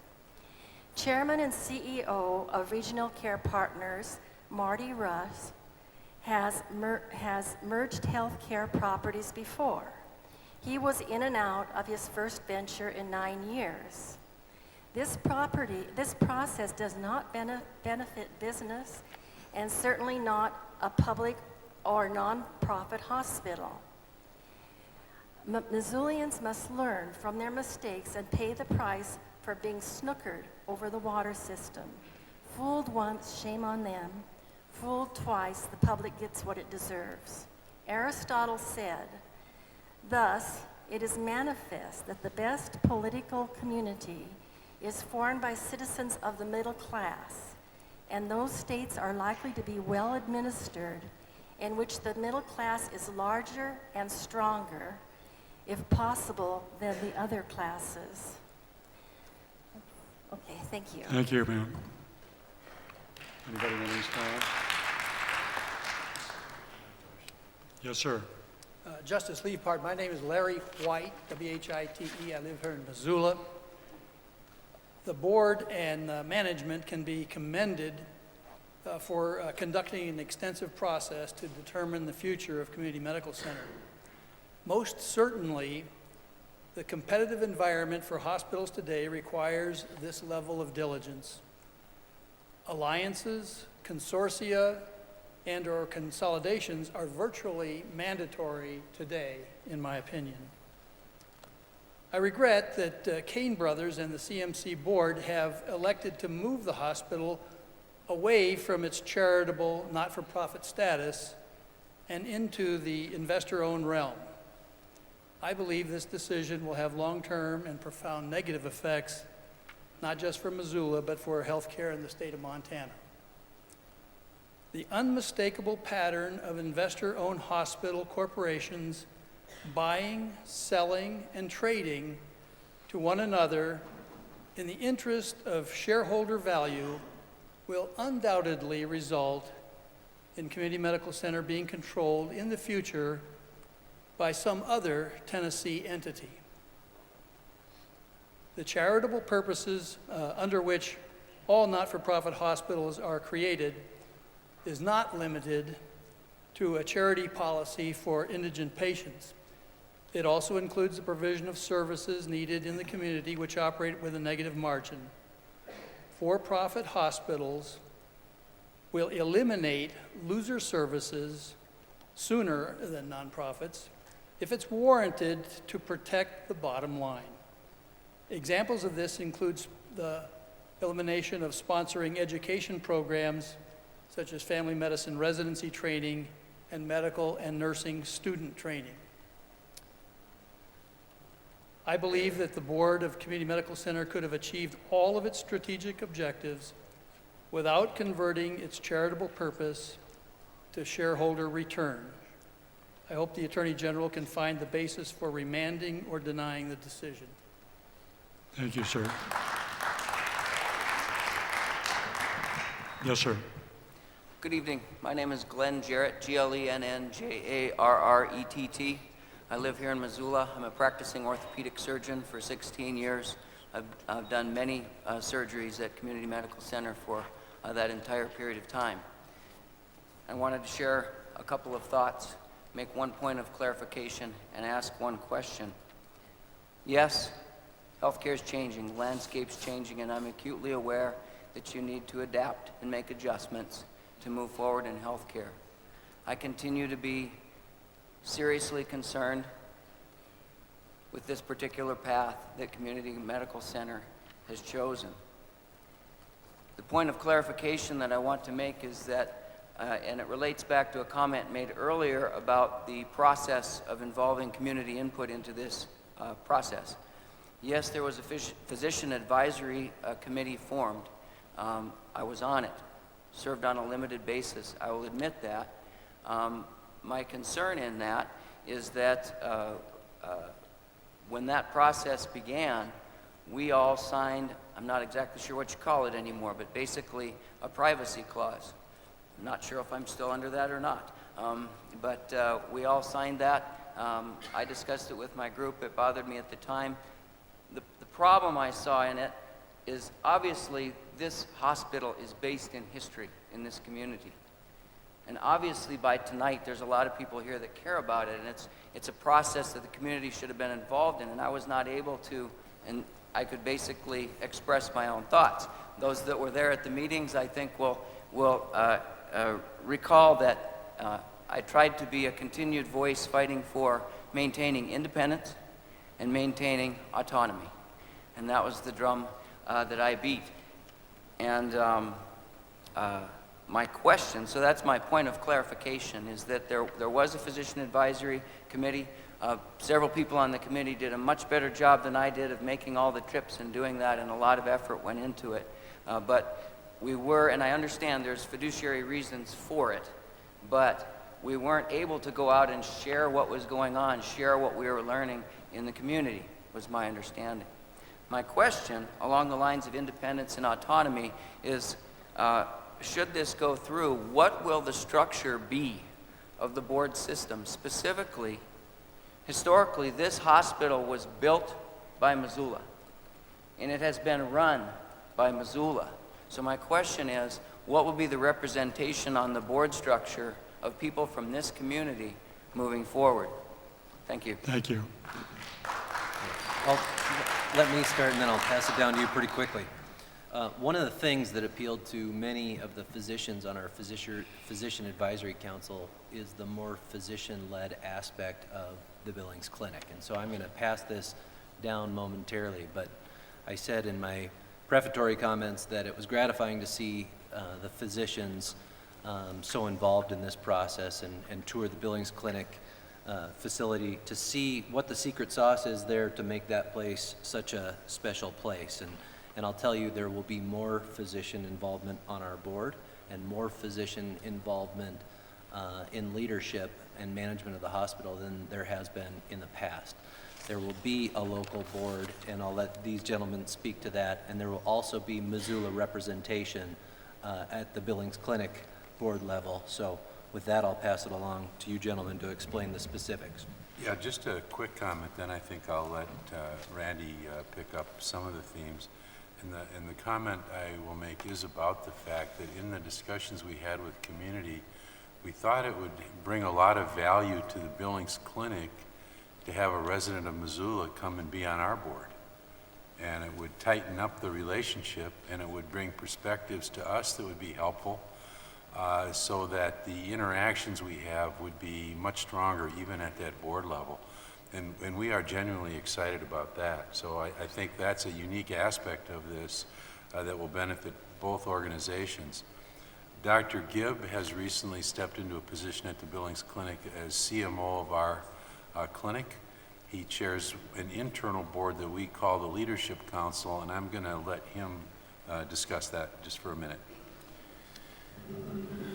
Yeah, I'd be happy to discuss about that. I think it's a privilege and an honor, first of all, to be here before you. I've been coming to this community for the last 6 years, and I believe that I am a part of this community and have really been touched by the patients that I've served, so I want to thank you. One of the great things, I think, and great challenges in healthcare, as you can imagine, is you've heard a great deal of discussion and talk about change. And that change now is happening at a very rapid pace. Almost every 3 to 6 months, we have something new that's facing us. What I hope to get out to the group, and what I hope for you all to understand, is I cannot think of a more important person to be discussing and delivering health care except your physician. And when you look around the country, how many organizations do not have physicians at the leadership level answering and helping with these questions? This is one of the greatest things that I've been blessed with since I've come to Montana. I'm fortunate to be in an organization where physician input is taken seriously. We're physician run and led with physicians at all levels of the organization. And I'm happy to say that when we have discussion on issues such as business, strategy, service line development, how we do our care, quality, service, and value, there are always physicians at the table directing that conversation. Our leadership council is an internal board of physicians where our physicians get together and discuss these very topics and give that leadership and that information to our board as well as to our senior executive team so that we can execute on those things that are most important to us and to our patients.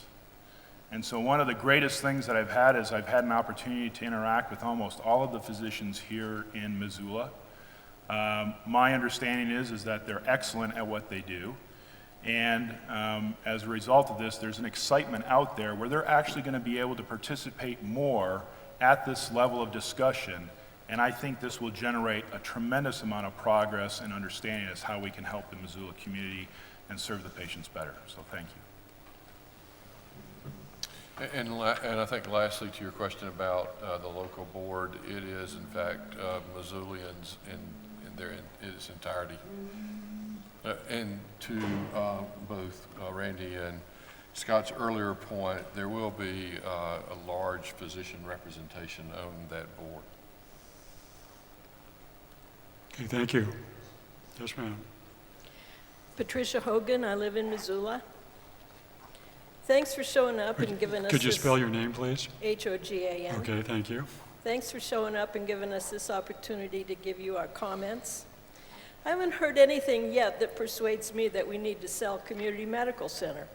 Partnering sounds good, collaboration and regionally sounds good, cooperation sounds good, physicians on the board sounds good. Why do we have to sell it?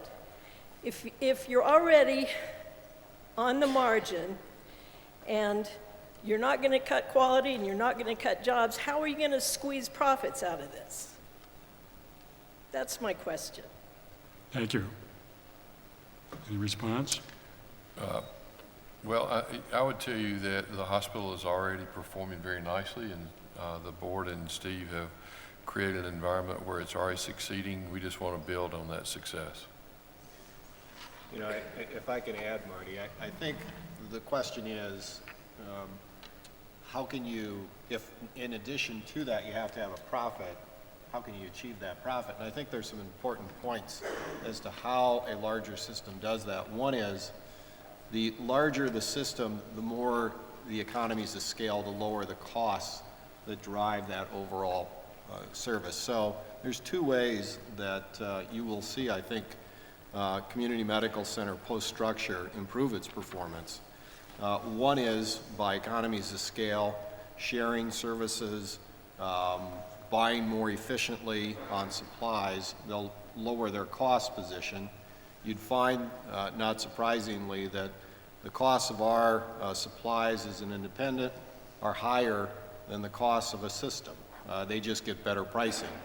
The second way is that this partnership allows a redefinition for some service lines of market area. And what I mean by that is something that Community and the Billings Clinic have talked about, is bringing services to Montana that currently do not exist. An example is pediatric surgery.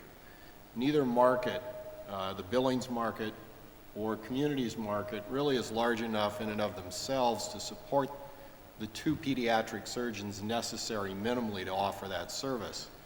But if you bring the service together, if the two hospitals coordinate that service, if they share those pediatric surgeons, if the pediatric surgeons are going to the other hospital in the same model that GYN Oncology is, then you have a market size in Montana of 1 million population that does support two pediatric surgeons, and you bring a service to this community, to this state, that right now those pediatric surgeries are going out of state for. And so two ways that you improve performance: one is economies of scale, the second is new service development and revenue growth. The final point I'll make there is, I believe our board had the audacity to believe that Missoula can become a medical destination. What's the difference between Missoula, Montana and Rochester, Minnesota? Well, the Mayo Clinic. Why do they get a Mayo Clinic, and why can't we ask that of our community as well? We want to raise the bar and move the needle, and we believe that this positions us in a way that we can do that. Thank you. Yes, sir. Good evening. My name is Lauren, L-O-R-E-N, Jacobson, J-A-C-O-B-S-O-N. I'm a 40-year resident of Missoula. I'm a recently retired healthcare executive with 36 years of experience, most of that experience in finance. I think the timing of my comments will be propitious given Steve's comments. I might have changed these remarks, but I'm going to read what I have. I'm going to leave a copy of this for you when I'm done. The Attorney General's office is investigating the proposed sale of Missoula Community Medical Center assets. The AG intends to determine, quote, whether the directors acted with the care an ordinary prudent person would exercise in a similar position under similar circumstances. One of the 3 criteria that the AG's office is responsible for looking at. While significant information about the proposed sale has been published on the AG website, the information presented does not speak to the potential cost reductions available if the 2 Missoula hospitals were to join in some fashion to operate as one entity. Statements by Missoula Community Medical Center allude to some potential financial benefits from the proposed asset sale, but those benefits are not quantified in any detail. If there are significant benefits to the community of Missoula and Western Montana that could be achieved by combining the activities of the 2 Missoula hospitals, review of these benefits would be part of a prudent person's evaluation of the proposed sale. Parenthetically, I was encouraged to hear from a board member that the hospital looks at the triple aim. One leg of that stool is reduced costs. While it has been publicly reported that Missoula Community Medical Center and St. Patrick Hospital were in discussions, no financial assessment of those discussions has been published on the AG website as of this morning. As a condition of participating in the Medicare and Medicaid programs, each hospital is required to annually file a 2552-10 Medicare cost report. These reports are publicly available under the Freedom of Information Act. While these standard reports do not contain adequate detail to precisely calculate the cost benefits that might be achieved by a single hospital entity in Missoula, the information contained in the cost reports can be used to create an order of magnitude estimate of potential savings. Included in this packet I will leave for the AG's office this afternoon, or this evening, are a copy of my remarks, a copy of the most recently filed Community Medical Center cost report, and the most recently filed St. Patrick Hospital cost report, and an Excel worksheet on a jump drive that the staff can use to replicate my analysis. Almost done.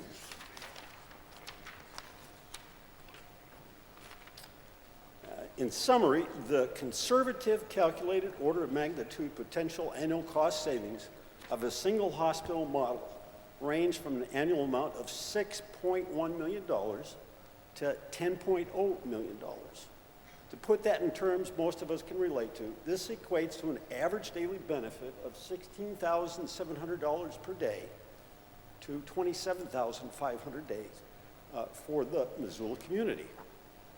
While it might take several years to make the necessary operational changes to achieve those savings, the opportunity will not exist if a 2-hospital model continues in Missoula. If anything, costs will accelerate as competition heats up. These are very, very conservative estimates of cost reductions equating to a 1.7% and 2.8% decrease in the combined operating cost of the 2 hospitals. Very achievable. Each 1% improvement in Medicare reimbursement that could be brought to Missoula by combining 2 hospitals under a sole community model would represent an additional $500,000 reimbursement brought into this community annually. If an equal or greater amount of measurable, and I emphasize measurable benefit cannot be demonstrated for the proposed asset sale, an ordinary prudent person might come to a different conclusion about the proposed sale. and look at a consolidated model as a cost-effective alternative that is in the best interest of Missoula and Western Montana. Consolidation of the two hospitals in Great Falls was successful in containing patient prices and creating decreased cost as a result of the AG implementing a certificate of public advantage requirement for the new hospital. Such a tool might be useful in the two hospitals in Missoula if they were to come together. Lastly, the AG is encouraged to issue a supplemental request for production of any analyses performed by Missoula Community Medical Center in conjunction with the discussions with St. Patrick Hospital of potential cost savings that might be achieved under the single hospital entity model. The AG is also encouraged to engage its own independent consultants to prepare such analysis in order to have factual information to assess the prudence of the proposed sale. Thank you. Thank you, sir. Anybody have any response to the single hospital model? Sure, I'll briefly speak to, and Mr. Jacobson, thank you for your comments, and I appreciate your discussion of the Great Falls model. Great Falls is a town that went from 2 hospitals to 1, perhaps the only instance of that in Montana. The board did go to Great Falls, looked at that business case, studied it well. You're correct that the Attorney General back in the 1990s issued what's called a Certificate of Public Advantage, a COPA, for that to happen. There were a number of limitations associated with that. When you look at the Attorney General's handout that many of you probably collected at the back door there, item number 3 was whether the proposed sale will substantially lessen competition whenever you go from 2 hospitals to 1. The antitrust regulators look pretty closely at those types of deals and scrutinize those pretty closely. I can tell you that the board did its due diligence at looking at the Great Falls business case. We solicited and received a great deal of public comment, and what we learned and how we voted as a board was that Missoula is a 2-hospital town and that people here preferred hospital choice. So that was the decision we made, but as a board, as fiduciaries, we looked at all alternatives. Thankfully, we had an alternative in Montana that we were able to look at as an example of a hospital consolidation, and that helped inform our decision, but we went a different direction than hospital consolidation and voted for hospital choice, consistent with what we were hearing from the people of Missoula. Thank you. Any further comments, questions? Yes, ma'am. My name is Leslie Scott, SCOTT. I'm a pediatrician here in Missoula, and I'm employed by a community, and I was one of the physicians on the Physician Advisory Committee, and I just want to mention how grateful I felt to be a part of that and how clearly the board listened to us and sincerely wanted to know our thoughts and opinions, and I think everybody just felt really good that we were able to be in that process, and that I really felt like we had our opinions heard well. So, and we did have to sign a non-disclosure, so I can't really say why that was. No, but I mean, I think it was appropriate because there was a lot of people involved and a lot of things being discussed, a lot of parties that we were learning about, talking to, potentially negotiating with, and I think that just for obvious reasons needed to be not shared with others. So. And thank you very much to all the board members and to the administration for, again, like everybody said, hours and hours and hours of work and thought and real, just, it was clear that it was such a hard, important, and, at times emotional decision for a lot of people. And I just would like to communicate to everyone here that it wasn't quick, it wasn't lightly done. We started, my committee role began over a year ago, so it's been a long, difficult, thorough, and I think in the end, the right process. Thank you, Dr. Scott.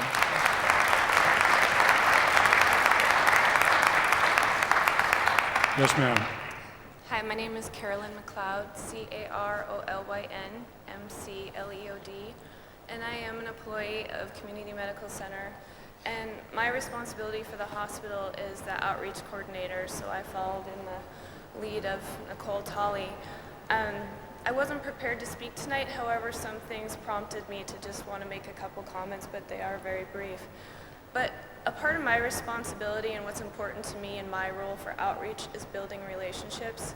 And I feel that I've worked really closely with Mr. Carlson, and oftentimes we meet and we have brief discussions, but he's always asking me, what's going on out there? What do these people need? What are you hearing? And when he was speaking about the need for pediatric surgery, that's just one example of many others that we're hearing out there. And I think with the rural hospitals, it's important to them. I want to be able to go to them and say, we can help bring services to you. And I think just being able to bring on Billings Clinic and regional care, they have those resources, and they're going to help us do that. I spend a lot of time with new recruits, physicians, and old physicians, and I take them out on the road with me.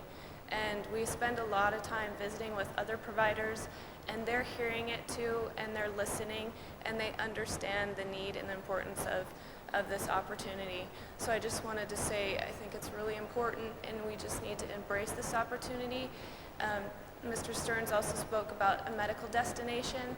That has always been a goal of mine too, to speak about Missoula and have people that are coming in for these outer areas to look at us like we are a very resource-rich hospital. And I think that we can do that with this partnership with Billings Clinic and Regional Care. So, thank you. Thank you.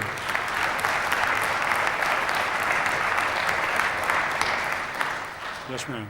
Thank you all for coming tonight. My name is Mary Windecker, Windecker. I've been a Missoulian since 1982, and I've been an employee at Community Medical Center for the last 10 years. When I started working at Community Medical Center, we had 13 days cash on hand. And not long after I got there, Steve Carlson joined us, and we proceeded the good work of turning that hospital around. It was a scary, difficult time, and I think a lot of the people who talked tonight about the good old days did not remember the good old days I do, because it was how do we keep paying people and how do we keep these people employed. I took that very seriously in my work the entire 10 years, as I know Steve did as well. I also serve on 4 different volunteer boards in the community, and I'm an unpaid volunteer, as all of the board members of Community Medical Center have been. And I saw firsthand the work that the board and the Physician Advisory Committee members did in their due diligence in this. They were amazingly passionate, caring, thoughtful, asked very good questions, fought as I would expect them to, and were amazingly careful about this decision. They knew how important this decision was, first as Missoulians, and second, because of the legacy of Community Medical Center. And when they finally got to the point where they were making a decision, I said to several of them, whatever decision they make, I am behind 110%, because I saw the care that went into making that decision. I find it annoying that people who didn't take the time to serve on the board now are playing armchair quarterbacks and second guessing what this board did. It's annoying. They worked very, very hard, and they spent hundreds and hundreds of hours, as did all of the employees at Community Medical Center, vetting these people in front of you tonight. And I think I speak for most of the employees when I say, we're right. This is the decision that's the best for Community Medical Center and the best for Missoula as a whole. And I'm not going anywhere. I'm staying here and supporting this decision and the people sitting in front of you tonight. So thank you. Thank you.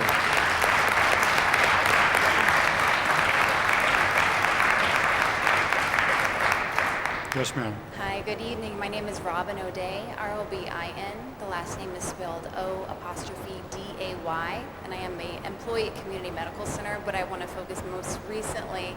I became a patient 4 months ago when I gave birth, and actually Dr. Gomer Saul's in the audience here, and I received exceptional care. And I know that will continue through our partnership with Billings Clinic and Regional Care. In fact, with our Mayo affiliation, it will only be strengthened. Part of my job at the hospital is to, a little feedback there, okay, is that better? Thanks. Part of my responsibility at the hospital is to work with our sponsorship committee, and we do take that very seriously. Each year we do allocate a couple $1 million towards that, and it's my understanding that will continue, and that's what makes communities so strong. For instance, the senior health fair, that's an opportunity for people to receive very, very reasonable health care that they may not have afforded for the rest of the year. So we do take a lot of pride in these events. We will continue to do that. I think it's important for people to hear. I'm an employee, and I feel very excited about this partnership, and I thank you all very much.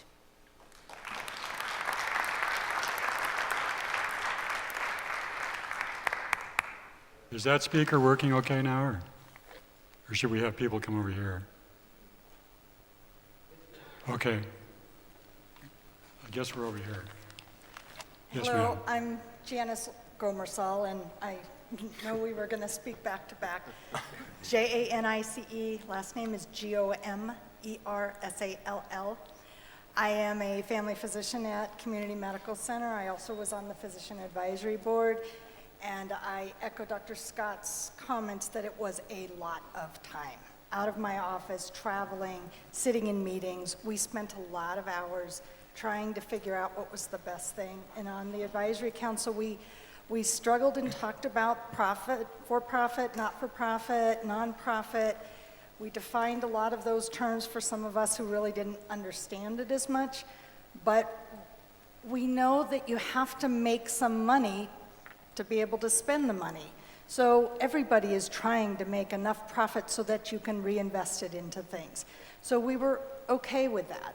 That wasn't going to be a big deal as long as the quality issues were addressed. And so we talked with everyone that we interviewed, and specifically when we went to Billings Clinic and then they came out again and we went back there and we talked to the physicians, and a lot of us physicians really know the physicians over at Billings Clinic. We've worked with them, they're colleagues, we sit on boards with them. We knew what their practice was, and our opinion was that we were going through this with the joint venture, and the joint venture is Billings Clinic and Regional Care. It wasn't Regional Care buying us out. It was a joint venture that we were going to partner with in terms of developing quality systems. And Billings was very nice to us, telling us that we have a lot of quality things that we can share with them, and they have a lot that they can share with us. And so we really did feel that this was going to be a partnership. And, you know, doctors don't do this medicine business stuff much. We care about our patients. We care about how our patients are going to get their quality care. And we go to the administration lots of times and say, hey, I have a great idea. Hey, we need a service here. Hey, why can't you get us another nephrologist in town? Why can't you get us one of these? And they say, we'd love to. We agree with you. We don't have the money in the budget this year. What we're hoping for and what Regional Care has told us that they would do is bring that money, get the physicians that we want to recruit, because primary care doctors need to take care of their patients. And so I'm totally for this, not just because I sat and spent lots of hours on it, but because I really do agree that this is the way to do it. And I'm very proud that we picked someone in Montana. We partnered with Billings. We didn't go way out. Yes, Regional Care's got some money and we're using their money, but and I will push. I was there, I heard what they said, and I will push them all the time to keep up with what they agreed to do. I work with the family medicine residency. I fully expect them to continue to work with the family medicine residency and give us the money. So I will hold them to that. Thank you.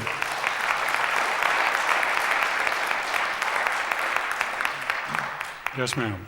My name is Betsy Weber, B-E-T-S-Y-W-E-B-E-R. I've been an RN in Missoula for about 40 years, 20 of those at Community Medical Center. I've done a lot of different roles at Community. I think probably the most noteworthy was that I was president of the local RN unit when the LPNs went out on strike in 1978. So I do have a lot of history with the hospital. I work at St. Pat's now. I think they're both wonderful hospitals. I have to object to the process for this merger. First of all, the whole thing has felt so deceptive to me from the beginning with the word merger, and then understanding from Ed Lister, one of the early community board presidents, that community could never be for profit. It was beyond my imagination that we would end up with a for-profit situation. I think I have to speak more as a citizen of Missoula. I just object so much to the idea of competition in a town our size. I look at the volumes we have with OB, the volumes we have with our cath labs. We have all seen the explosions of, an extra cath lab here, a helicopter there, an OB unit there, a rehab unit there. St. Pat's had an OB unit that just sat there for I don't know how many years. It's such a waste. And I'm concerned about quality with the competency of our staff, with our volumes in our community. Thank you. Yes, sir. Yes. My name is David Richard, R-I-C-H-H-A-R-T. I live here in Missoula. I'm also the CFO at Community Medical Center. CFO does not stand for Chief Fishing Officer. It's Chief Financial Officer, just to be clear. And I tell you that because I speak from experience. I've been in healthcare finance for 30-some years. I worked for 2 for-profit hospitals in California over my past career. I worked for the Sisters of Charity, who's about the same size as Regional Care. They have 8, 9 hospitals here. So I worked in for-profits. I worked in systems here. So I speak from experience, and hopefully you'll gain some benefit from that as well on here. There's been a lot of talk tonight about profit for profit. Don Miller said no margin, no mission. CFOs say no margin, no CFO. So we take it very serious, right? The buck stops here, so to speak, the literal and figuratively buck. Steve will attest to that, I'm sure, because we talked over the years. Well, all kidding aside, every company thrives to make profit. And that's been brought out here a lot tonight here. You can't survive without profit long term. What do hospitals do with profit? Don kind of addressed that too on here. Regional Care has excess investors. We have the bond market here. So that's what we do with our profits. We pay back our loans. The second thing we do, we turn those profits back into investments to the hospitals. We just built a $25 million OB delivery unit about 3-4 years ago. That's where those profits went back into as well. So that's what profits go to in any business. And you have any left over, you're done pretty darn well. Here, one of the things that I keep hearing too, from a financial perspective, is going to be cutbacks, people are going to lose their jobs. For those who don't know, healthcare is, nationally speaking, 45 to 60% of their costs are labor-related and employee benefits. It's a huge cost in healthcare, huge cost. If regional care doesn't put that money into it, out goes your quality, out goes your safety, out goes the patients, out goes their investment as well. They're not going to do that. They're not going to spend $67 million to let it, wilt away over 5-10 years. I don't see them doing that. They'll lose the business, and they don't want to do that.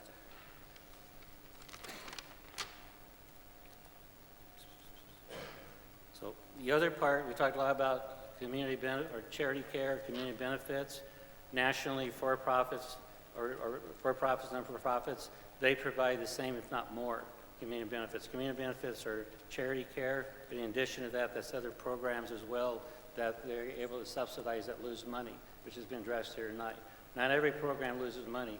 Walmart doesn't make $1 or 5 cents on everything they sell. They lose money on certain items to get you in the store. We provide the service to maintain a hospital. So in summary, I just like to bring these points here. I believe integrating regional care in Billings Clinic will allow CMC to build on strengths, better support the expanding healthcare needs of Missoula, and sustain its mission and core values as they currently state. Additional resources will be available in Missoula to help patients greater access to medical care. We've talked about that repeatedly tonight. This transaction provides significant new investment in Missoula that we haven't had for a long time and respects the strong history and tradition of CMC as well. With the assistance of Billings Clinic and Regional Care, I'm very confident that they will positively impact the safety and quality of healthcare in Missoula. And finally, everybody knows the definition of synergy. You're putting three organizations together, a lot of history, a lot of tradition. I just see this getting better. Thank you. Thank you.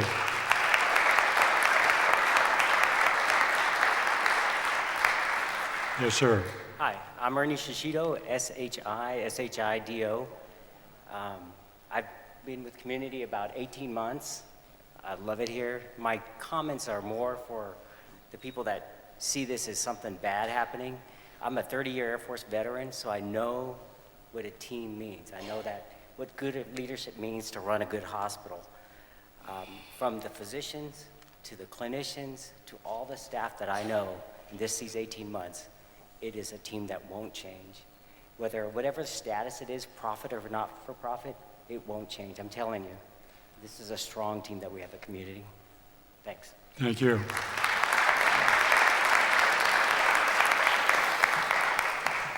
Yes, sir. My name is Devin Huntley, Huntley. I'm the Vice President of Operations at Community Medical Center. I was born and raised in Missoula. In fact, several years ago, I graduated from this high school on this stage. I have I'm proud to say I have a daughter that's about to graduate also from Hellgate High School. Being born in Missoula and raised here by a father who was at the time one of the few interventionalists in town, I spent a lot of time in the hospitals as a child.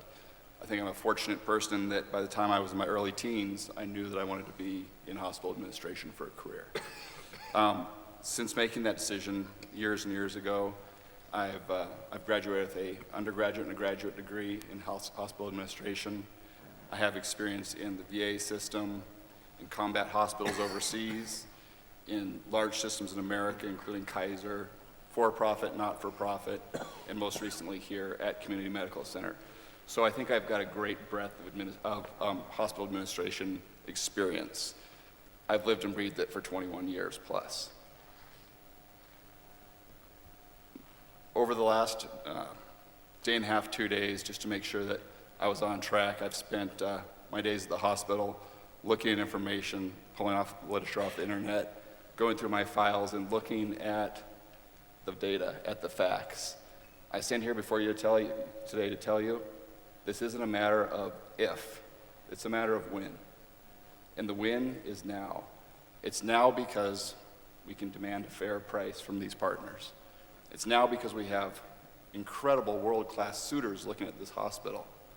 In the future, that's not going to be the case. If we wait, that's not going to be the case. It's now because we can put some things into this contract. We can say, hey, here's some of the things we want. We can demand certain things, and you've heard some of those this evening. If we wait and let our scorecards marginalize themselves, if we wait and let our financial position marginalize itself, we won't be able to do that. We'll be asking, we'll be begging rather than participating. I think everyone needs to know that. There's something that I think we've all heard in the past, and that's oftentimes the easy thing to do and the right thing to do aren't one and the same. So I want to thank our partners, I want to thank the board of directors, and I want to thank Mr. Carlson for doing the right thing, which hasn't been the easy thing. I appreciate it sincerely. Thank you. Thank you.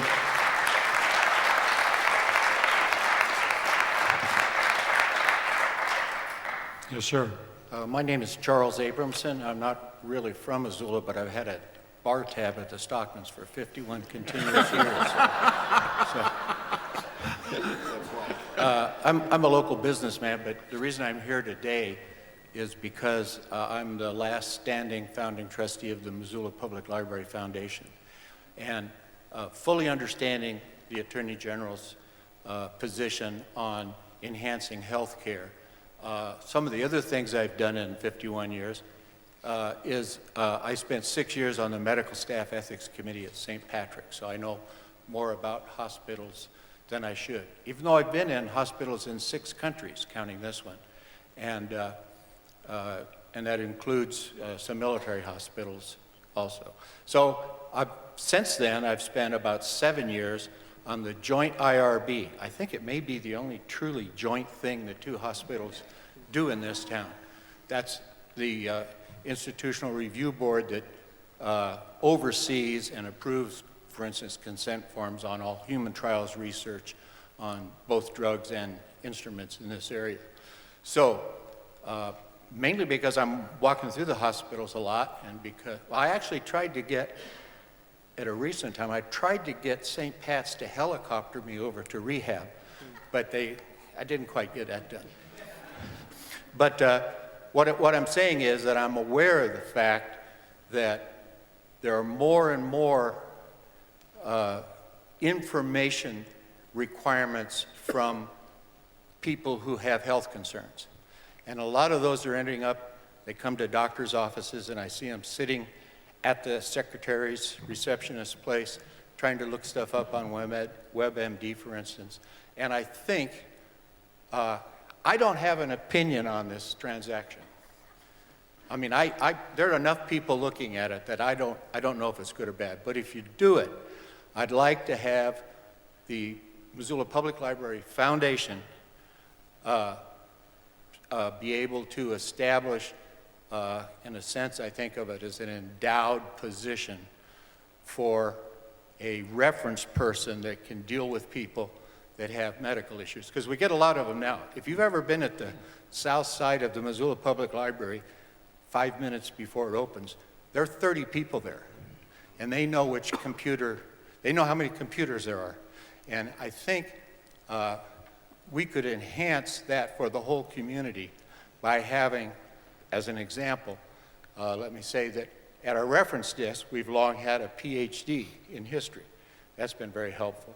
And if we had a staff member that was an experienced nurse or other allied health person that had the equipment and the access and the experience, I think that would be a good thing. And I think it fits into community medical's existing situation, and I think it would enhance not only for the two hospitals, but for all the medical practitioners. It would be a place to start. So I'm just asking for money if you do it. Thank you. Yes, sir. Hello, I'm Dr. David Lechner. That's L-E-C-H-N-E-R. I live here in Missoula now. I've been here for about 3 years. I am the Chief Medical Officer at Community, and I was brought here 3 years ago to be president of the Employed Physician Group, or Community Physician Group. And I've had the privilege of being, a member of the board as a non-voting ex officio member. I was able to do all of the site visits to each of the hospitals, work with the physician liaison board, the physician advisory board, as well as the regular board. I have a lot of comments about any number of those, but I'll restrict them to this piece. In my former life, I was a practicing family physician in Helena, Montana. I'm a lifelong Montanan, and I've had the opportunity to live in each of the big cities in the state.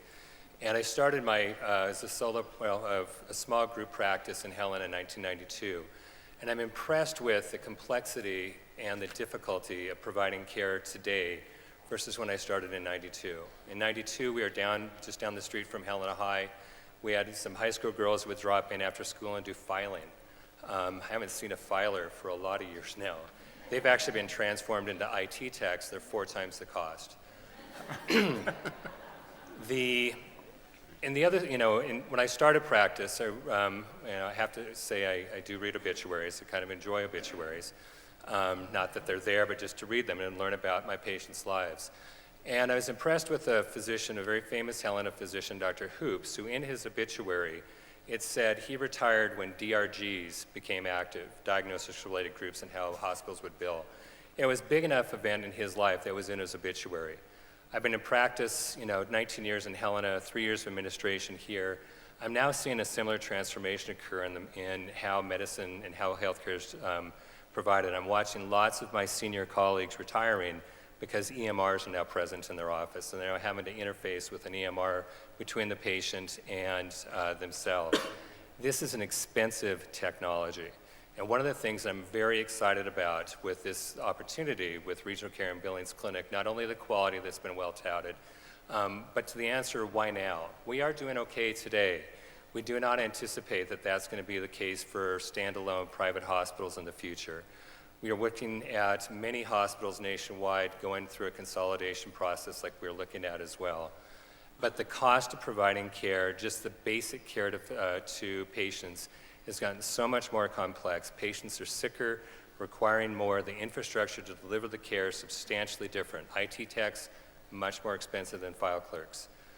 Computer systems, much more expensive than a dictaphone. And bringing the infrastructure, for the quality, bringing some of the software that we'll need, that we will be able to share in some of the expense for that instead of having to, fit this all ourselves, as well as some of the other legal requirements that we're going to need to adhere to in the future. All that's a direct cost to our bottom line in the future. If we can share that over a larger system or get some of that comes to us from a larger system, I think that makes sense for our patients as well. It will also help in the direct care delivery from my providers with their patients. Thank you. Thank you.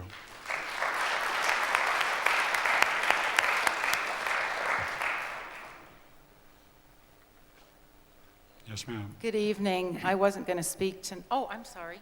That's okay. Go ahead.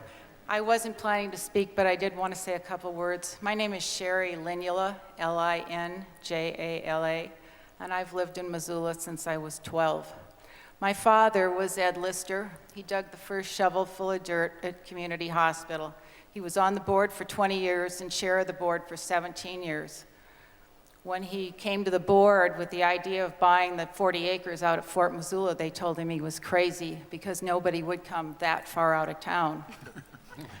But I watched him give his life, the last part of his life, to that hospital, and I watched the movers and shakers of Missoula, Ty Robinson, Paul Shumrow, Dr. Leonard Brewer, many, many people worked so hard for this hospital.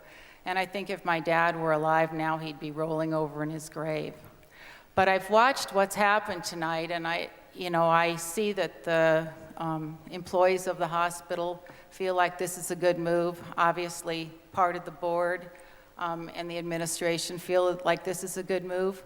Personally, I think the sale of the hospital should be an absolute last resort. I think with some creativity and mergers, I don't think this is something that has to happen. But if it does happen, I hope you're as happy with it in 5 or 7 years when the hospital is sold again and more money is, millions of dollars are being thrown around, that you think, well, maybe we didn't make the right decision. Thank you. Thank you. Yes, ma'am. I'm Cindy Wolverton, Wolverton. I'm also the Director of Obstetrics at Community Medical Center. I've also been a long native of Missoula. I went to Lewis and Clark and Sentinel, and I've lived in Missoula, and also I lived in Portland for 17 years, and I've worked in bigger health systems that had access to different education possibilities and monies towards quality and safety that we just don't have here. And I think that was the biggest shock in moving back to Missoula. And I actually have worked at St. Pat's as well as Community Medical Center and seen the struggle that the nursing staff has on a day-to-day basis just to have the things that they need to be able to care for our patients and provide that quality care. But the other thing that I'm really excited about, and I am truly excited, I'm a cheerleader, so I could just give me a C, give me an M right now. I could do it because I love community so much, and I've just seen how much it's changed over the 8 years that I've been there. And one of the biggest reasons I'm excited is because the community of Missoula was heard, and the women did speak out and say, we do want to have a choice in this town. We don't want to just go to one facility that is a Catholic-run hospital. So I'm excited that we can provide both services and have 2 hospital systems in our town, because I think that's what our women deserve. Thank you. Thank you.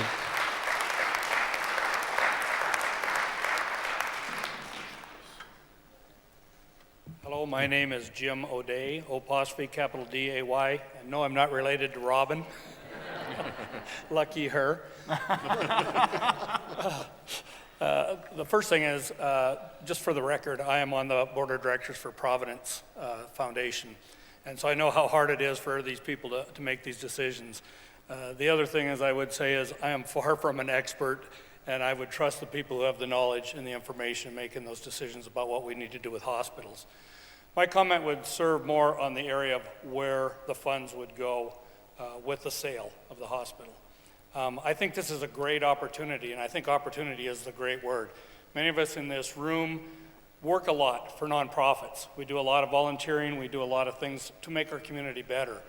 I think this would be a great opportunity for us to be able to put that money into an endowment. And I know Dale Woolheiser talked about that earlier, to put that money to an endowment that would long past any of us, that we could put it in so that people with healthcare issues, that's a very broad subject when you talk about healthcare, because it could be anything from a scholarship for somebody going to school to somebody that maybe had to go to Minneapolis or whatever and live and not be able to afford while they're getting treatment there. To think of what 67 to 70 million would do in an endowment that would continue to live on for this community, I think the founding fathers of the Community Medical Center would be happy with that. They would have left their legacy. They would have left what they felt was important. I think it would be very selfish of us to look at putting it into one or putting $1 million here or 10 million here when we could do something that would continue on and continue to do such great things for this community. So I hope with this opportunity, if this becomes the case and a sale is imminent, I would hope that we would certainly look at that opportunity to leave a legacy the Community Medical Center has left and all those people who have donated to that cause. Thank you very much. Thank you.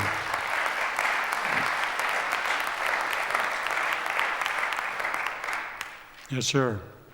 Hello, my name is John Stenger, S-T-E-N-G-E-R.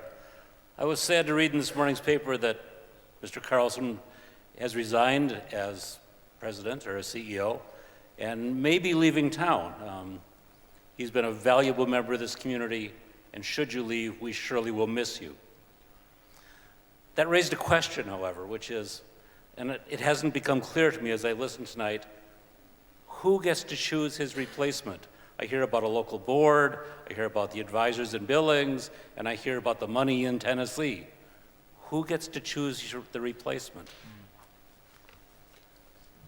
I'll start and then I'll turn it over down here. First off, there'll be a transition plan, but before we even talk about a transition plan, I want to say thanks to Steve Carlson for coming to us in whatever year it was, 2008, Bob? 2007. He came to us in difficult times, and I think a lot of people were thinking for Steve that was going to be a 1 or 2 year posting, and what he did was he turned the hospital around, he thrived as an administrator, and Missoula owes him a debt of gratitude, as do the employees of Community Medical Center and the board. We really appreciate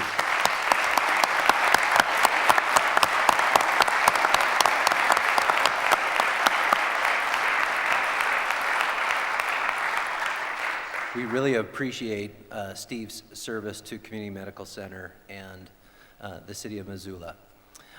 This transaction was his baby. He did a great job negotiating this throughout the process with our consultants and with the board.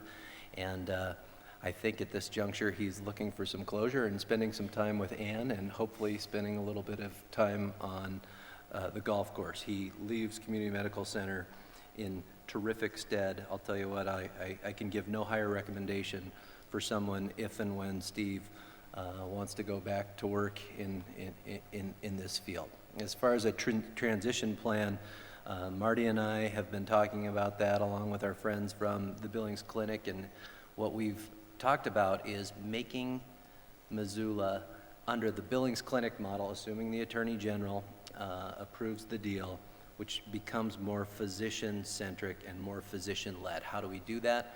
We start looking at our own farm team. We've got tremendous leaders, tremendous doctor on our own board, tremendous doctors on our own board, and tremendous doctors in our community. There are people at the Billings Clinic that we hope to rely on in many ways, including management and bringing their clinical competencies over to Missoula. That plan is not completely set yet, but we do have a transition plan in place, so when someone walks in, let's say the transaction were to close on December 1st, that we know where the light switches are on January 1st, and that we have a plan to run this hospital in the way that the people of Missoula expect and deserve. So with that, I'll turn it over to Marty. Yeah, so that decision you asked about, essentially the three really it's really all three parties that you alluded to. It is Billings Clinic setting down with the joint venture, and we being a part of that joint venture, and meeting with the local board and physicians. And it's really all those parties have to get involved and have buy-in into how we go forward in our mind. Nick, would you like to add to that? I think it's been covered pretty well. There clearly will be a transition while we do that work.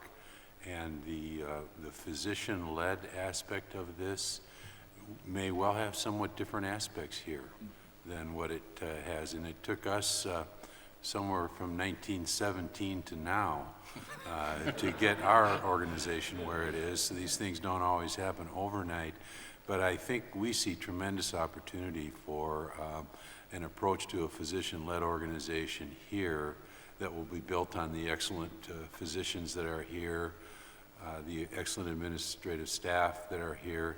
It may look a bit different than what we have in Billings for a variety of reasons, but we think there's a great opportunity for that right now. And given everything going on in healthcare and all the changes around linking payment to quality and outcome results, we think that direction will be a positive one. Well, by my clock, it's 20 minutes after 8. Do we have any further comments or questions? Yes, ma'am. Hi, it's Monica Weissel again. And I just wanted to come up here and clarify a couple of things. And first, I want to start off my comments by acknowledging and recognizing the board of directors at Community Hospital. I know all of them, and they're great people, and they've done a great job, and no one is saying that they have not taken this lightly.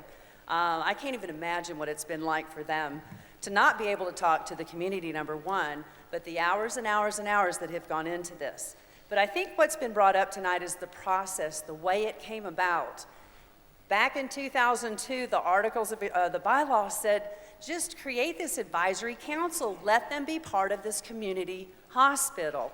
And it is, it's a community-owned hospital. So I think if that council had been established and early on brought into the process and allowed to comment and give their opinions or give feedback, if nothing else, I'm not saying the outcome would have been any different, but at least this community would have felt like they had been a part of it. I would like to clarify, and I also would like to compliment Mr. Carlson because he did a magnificent job of turning this hospital around financially, and we all know that, and again, owe him a debt of gratitude. I would like to make one thing really clear, though, because it seems to still be not clarified by Mr. Rash and Dr. Walter. And we're talking about who is going to control this new hospital, this new community hospital. We'll hear something about Board of Trustees. The actual control of this hospital is going to be a Board of Managers. That Board of Managers is going to be 4 people that are appointed by Regional Care, am I correct? 2 people by Billings Clinic, and there will be 1 local person on this board. That board shall have overall authority and oversight, ultimately authority, over the actions of the hospital. You can find that on page 57 of the Asset Purchase Agreement. I'd also tell you that the Board of Trustees is going to act more like an advisory board. That's the board where there's going to be 4 physicians and 5 community members. They make recommendations to the Board of Managers, but they have no authority and no control. Finally, I would like to ask you, why are we giving the University of Montana $500,000 on the day of closing? And I would like to know if people really understood and read and knew the facts. The Attorney General's office has done a tremendous job of putting all of this information out there. And all you have to do is spend a few hours and start reading, and you'll understand there's a lot more to this. I applaud the employees. I'm glad they're excited, but this is a huge deal, and it has significant impacts in our community. So thank you very much. Thank you. Anything anybody wanted to respond to? No, but what I would like is either Jim or Mary to tell the group what email address to use to provide further public comment. You know, I know it's uncomfortable to stand up in front of a group of people sometimes and ask questions, so I want to encourage the group to provide public comment in written form if you're more comfortable doing that. What happens as far as process, It gets printed out for the board, it gets put in a 3-ring notebook provided to us before our board meetings, and we look at it, we read it, it means a lot. So I would encourage you to comment that way if you didn't feel comfortable talking to us tonight. So That email address is contactus@communitymed.org. That's CONTACTUS@communitymed.org. And then from those of us here up on the stage, I want to thank you again for taking time out of your busy evening. I can assure you as a lifelong Missoulian that this is tremendously important to me as it is to you. We all take it very, very seriously. Thanks for taking the time. Thanks for volunteering your I time. want to remind everybody that you can submit written comments to the Attorney General's office as well. And check the website for the email address or the mailing address. That's right. Thank you for your thoughtful comments. Thank you, everybody. Concluded.